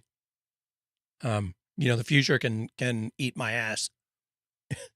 I'm really not. I make it. That's hyperbole. I'm not to that point, but my attitude has moved more in that direction. And AI is too, what we call. I hate using that term because it's not AI, but you know what I mean. The tools are too convenient, and while they're free, I'm going to take advantage of them. So I started doing a bunch of research on the streaming thing. so that I could start to make more intelligent decisions and more deliberate decisions, based off of not just my own perceptions and my own experiences, um, or what's being said the loudest, but to have at least some level of data behind it. And as I started doing that, coincidentally, this week, Maddie decided to take Twitch out of his equation and focus exclusively on YouTube, and specifically to try to focus on getting a 4K stream to work on YouTube as his primary live streaming. And that caused some of my wheels to start spinning a little bit. And I branched off some of my research to start looking into some of that stuff. Now, that's not to say that I was looking at that to say, hey, should I do that too? I was looking at that as saying, that's interesting. What about this? What about this? What about that? And so I started looking into, that kind of stuff because it was tangentially related to what I was already researching. And as part of that, I started looking into the mobile live streaming, the I say mobile, portrait, whatever those devices are that consume the portrait format instead of the landscape format, specifically on YouTube. And it's interesting to me. I was a bit surprised at how significant the consumption of portrait live streams are on YouTube. Not just live streams, but also, shorts, it's by far. Shorts is dominating the number of clicks that YouTube's getting. Not necessarily the hours watched, but the number of clicks is just stupid. But also the long form content is being consumed in portrait form, or at least in mobile form, quite a bit as well. But the percentage that was being consumed live stream surprised me. And so I started looking into that. And it was significant enough that it's caused me to kind of shift my focus on what I was doing on revamping my overlay, my alerts, all of that kind of stuff that I was already working on. And this is a long way to get to that's some of what I was showing off earlier is I'm revamping my overlay, because one of the unique things that YouTube offers is instead of having to send a separate vertical canvas, a separate upload, they'll just crop it automatically for you. If you turn it on, they'll just crop your stream to portrait mode and send that out to their client. Now the downside to that is you can't have a different layout for mobile than you have for portrait that you have for landscape. It just cuts off the sides. But what it got me thinking is, can I revamp my layout to serve both? Maybe not optimally, but at least well enough. So I started revamping my layout, and one of the big things is moving. It's not earth shattering. I mean, there's nothing like revolutionary in what I'm looking at here. But if you can see, here, let me bring up one moment.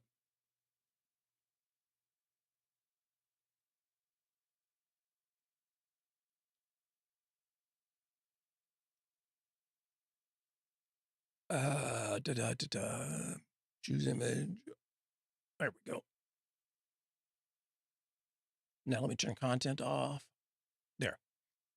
I'm going to turn chat overlay off for a moment. I'll leave my camera up because there's nothing under my camera that's that big a deal. It's just a placeholder. Let me turn chat off real quick here. There. This is a closer view of what I'm looking at. The ghost image in the center here is the portrait window. What would be sent to the portrait view. So I'm using that as kind of where do I lay stuff out. So I moved the camera over. I don't know if anybody noticed, and I've talked about it a little bit, but I changed my login names across the platforms to be one login name on all the platforms. So on YouTube, on Twitch, on Kick, on Stream Elements, it's all Old Man Logan Live now. That's just one. Rather than having a different one on each platform, it's just all one name. Makes things simpler. I should have done that originally, but I didn't take the time to think about each one as I did it. I just did it. And then I made use of what I had. But from a branding perspective, it's kind of stupid to have a different login name on all 3 platforms. Anyway, or 4 or however many. So I'm looking at a different layout here that I'm going to go with probably. I'm still going to stick with my ultra wide as my main content. I don't really want to start gaming in 16:9. Once I went down the 21:9 path, I really don't want to go back. I just like it too much. So I'm going to have to squish that down and put it in 16:9 format for streaming, which leaves me with the letterboxing that I'm going to make use of. And it flouts conventional wisdom about what I should be doing. Conventional wisdom says this is a mistake to do it this way, but I like it and I'm going to keep doing it. So fuck conventional wisdom. So I'm going to make use of this real estate. I'm going to have my chat overlay down here like I already do. This is actually what it's going to look like too. I've already made a new chat client, combined chat client that I'm going to use. This is just a visual representation of it, but it's going to look very similar to that. I'm going to have my cam in the center with my unified handle underneath it. I may or may not put the little icons in for the various platforms. And then I'm going to have this area. Oop, wrong one. Let me turn my cam off real quick so I don't have to move stuff. I'm going to have this area over here on the left that I'm going to use for notifications, alerts, schedule, just all that kind of stuff dynamically that's going to go in there. God damn it. And then up here at the top, right under the top bar, I'm going to drop down a similarly sized to this red box over here, alerts that are going to come down, that are going to be short alerts, like 3, 4, 5 seconds, whatever works out, that are going to be, acknowledgments of whatever has happened. So, if you follow or sub or do whatever, that's where the alert's going to pop down.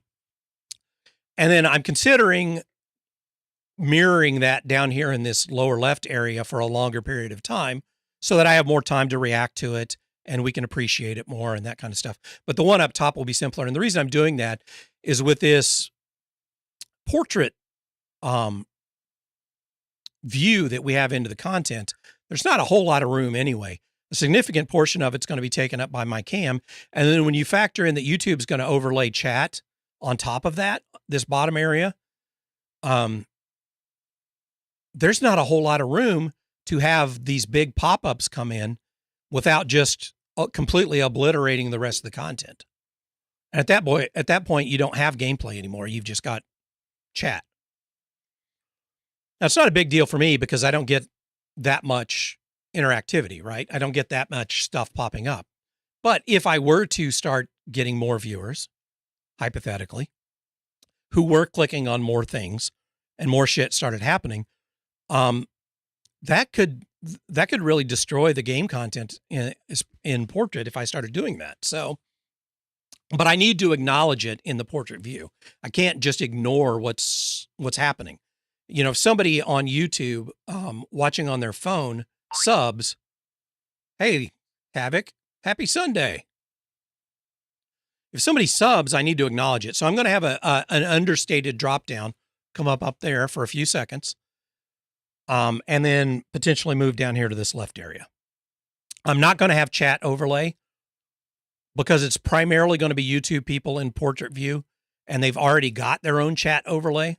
So they're going to miss combined chat, but that's a sacrifice I'm going to have to make. I'm going to keep it over here to the right. This is a general idea of what of what I'm looking at right now.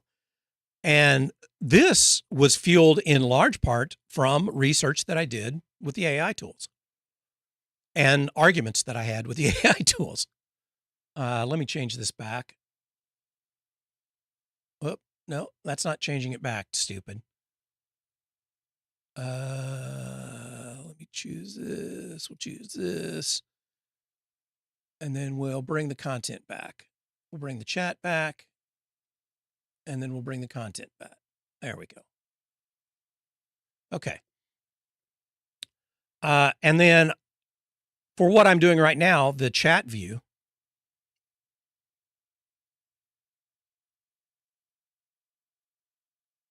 Sorry, let me get this. I'm going to look at something like this, which it's not full, so you're seeing it in the graphics program, but I think you can use your minds and imagine what that looks like full screen. Rather than having a completely different chat view, I'm just going to grow. I'm going to reproportion the stuff so the main content area shrinks. The bottom content area grows so that the camera gets bigger, which I have no fucking idea why anybody wants to see me larger, but conventional wisdom says if you're chatting, your head needs to be bigger. So there we go. Bigger head, bigger chat window. And then the alert content area grows enough that I can get the 640 by 480 alerts in there. So what this started making me think is, all right, what if I just have two versions of these channel point rewards? I have a cropped down version, which fits in that other window, that 600 by 200 roughly window, and then a normal window that's the 640 by 480. And so when I'm in chat mode, you get the full version, but it displays down here instead of, because if I overlaid booty time or something like booty time, which let me call it up here. Let's do log instead, because that's what I've got on here.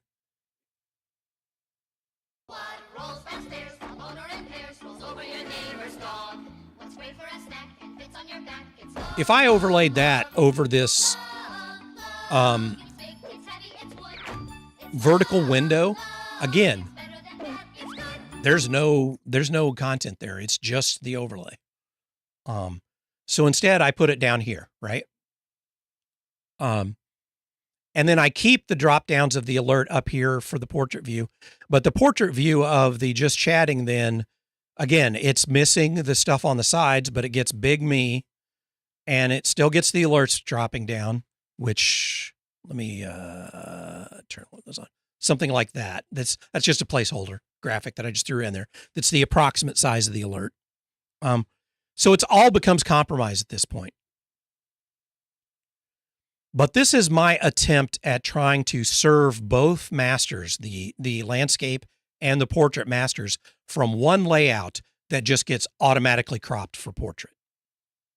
Because my research suggests that I really need to consider the portrait view of what I'm doing as a first-class citizen, because of the numbers.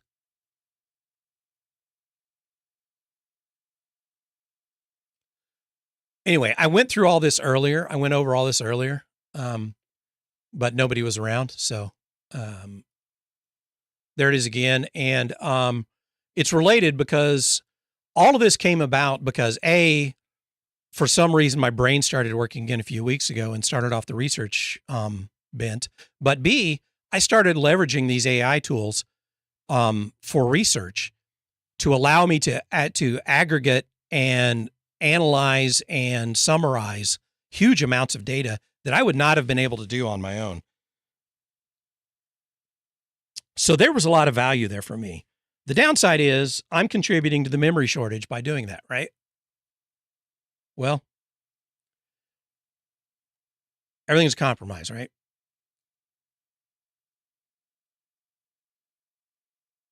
I'm raising you guys' memory costs so that I can play with AI tools.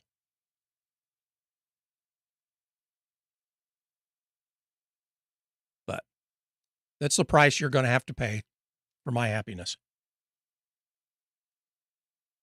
Anyway, that was wrapping up 3 different rant threads that I've been going through already today into one big enchilada.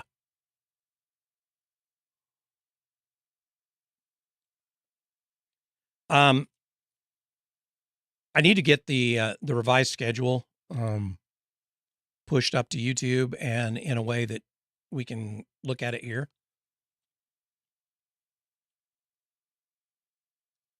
We may or may not be playing tonight. Just depends on the availability of everybody else. I really didn't want to firmly schedule the Sunday night thing.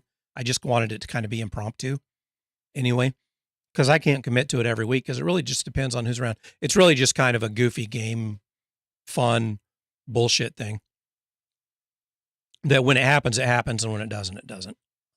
So we may or may not be doing that tonight. Monday is my off day where I'm going to do background stuff, and then I'll be back on Tuesday with a morning show, the big show, which as many old people as I have that watch me, I'm kind of surprised no one has made a comment about the titles that I used on the schedule, the stream titles, not the ones for the individual, like in the thumbnails, but what I'm calling it on the schedule. I expect somebody would pick up on that immediately. Kind of defeats the purpose if I have to mention it. Anyway, the big show is going to be Tuesday and Thursday in the mornings. I'm trying to hit the golden hour. That's the primetime Europe and lunchtime US, and collect some information, see how that works out for me. I know it did pretty well when I was playing Hell Let Loose. I don't know how well it's going to do with Arc Raider, so we'll just have to see. Then Friday night is the late show. I'm going to revise the schedule. I had the algorithm, the metrics had convinced me to start at 10 and go to 1 a.m. I tried that this Friday. I was dogging by about midnight 30. So I'm going to bump that up to 9. I'm going to start at 9 p.m. and go from there. And we'll see how, maybe as I build up my endurance to the late night, it'll be better, but it's basically going to be at that kind of tail end of prime time period.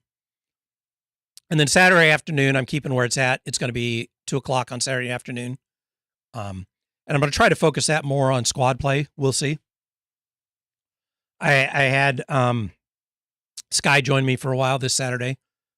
Maddie was thinking about it. Whoever else, if somebody wants to squad up on Saturday, just hit me up. I kind of want to plan for it. So I would need like somebody to say, yes, I'll be there, instead of, oh, that sounds interesting, I might, because it's hard for me to plan around that. It's hard for me to say, hey, we're going to play squads on Saturday, and then everybody who said maybe just doesn't show up. I don't want it, a blood contract, but, just some kind of confirmation. If you want to play, get in early, and I'll plan for whoever says yes first. Ideally, it would be nice if it would be other streamers who want to stream at the same time and we can collab, but it's not a big deal. That's not a requirement. And then Sundays are just going to be me bullshitting, me just chatting about whatever. I'm going to keep the same time for now. I'm going to keep starting at 10 for at least a few weeks until I gather enough data to see whether I need to push that back too. But we'll see. Tentatively, the Sunday is just for a couple hours, and I had it scheduled from 10 to noon, but obviously, the end time is not set in stone. I can go for more than 2 hours ranting. So, the other thing is my goal tomorrow is to push the Discord link out to Twitch and YouTube and wherever else, to allow basically anybody to come in and join as long as they agree to the rules. I don't expect some kind of stupid Discord gold rush, but we might start getting a few new faces. I need to start leveraging Discord better. I haven't been using Discord for much at all. And I need to do a better job of that. So I'm going to try to do that. This Sunday morning thing, I may migrate that to Discord. I've seriously considered just having a Discord screen share and chat session instead of streaming it, because Discord is better at having conversations, I think. So that idea is on the table. I don't know if I'm going to do that, but it's on the table. But anyway, I'm trying to encourage you guys that are on my Discord right now to go ahead and come in and offer me some suggestions, give me your opinions, or even suggest things that I can poll to gather information about. If people would rather give me their opinions anonymously, I can do anonymous polls. Because I've got a lot of wheels in my brain that are turning right now about things that I want to try to change or do better at. But I don't want to do it just between me and the AI agents. I'd like to get like real people giving me real opinions. So feel free to please to use Discord for that. And if you haven't joined Discord, I'll have the link posted tomorrow. So check the about page on Twitch or the or my YouTube page, and the link will be up there.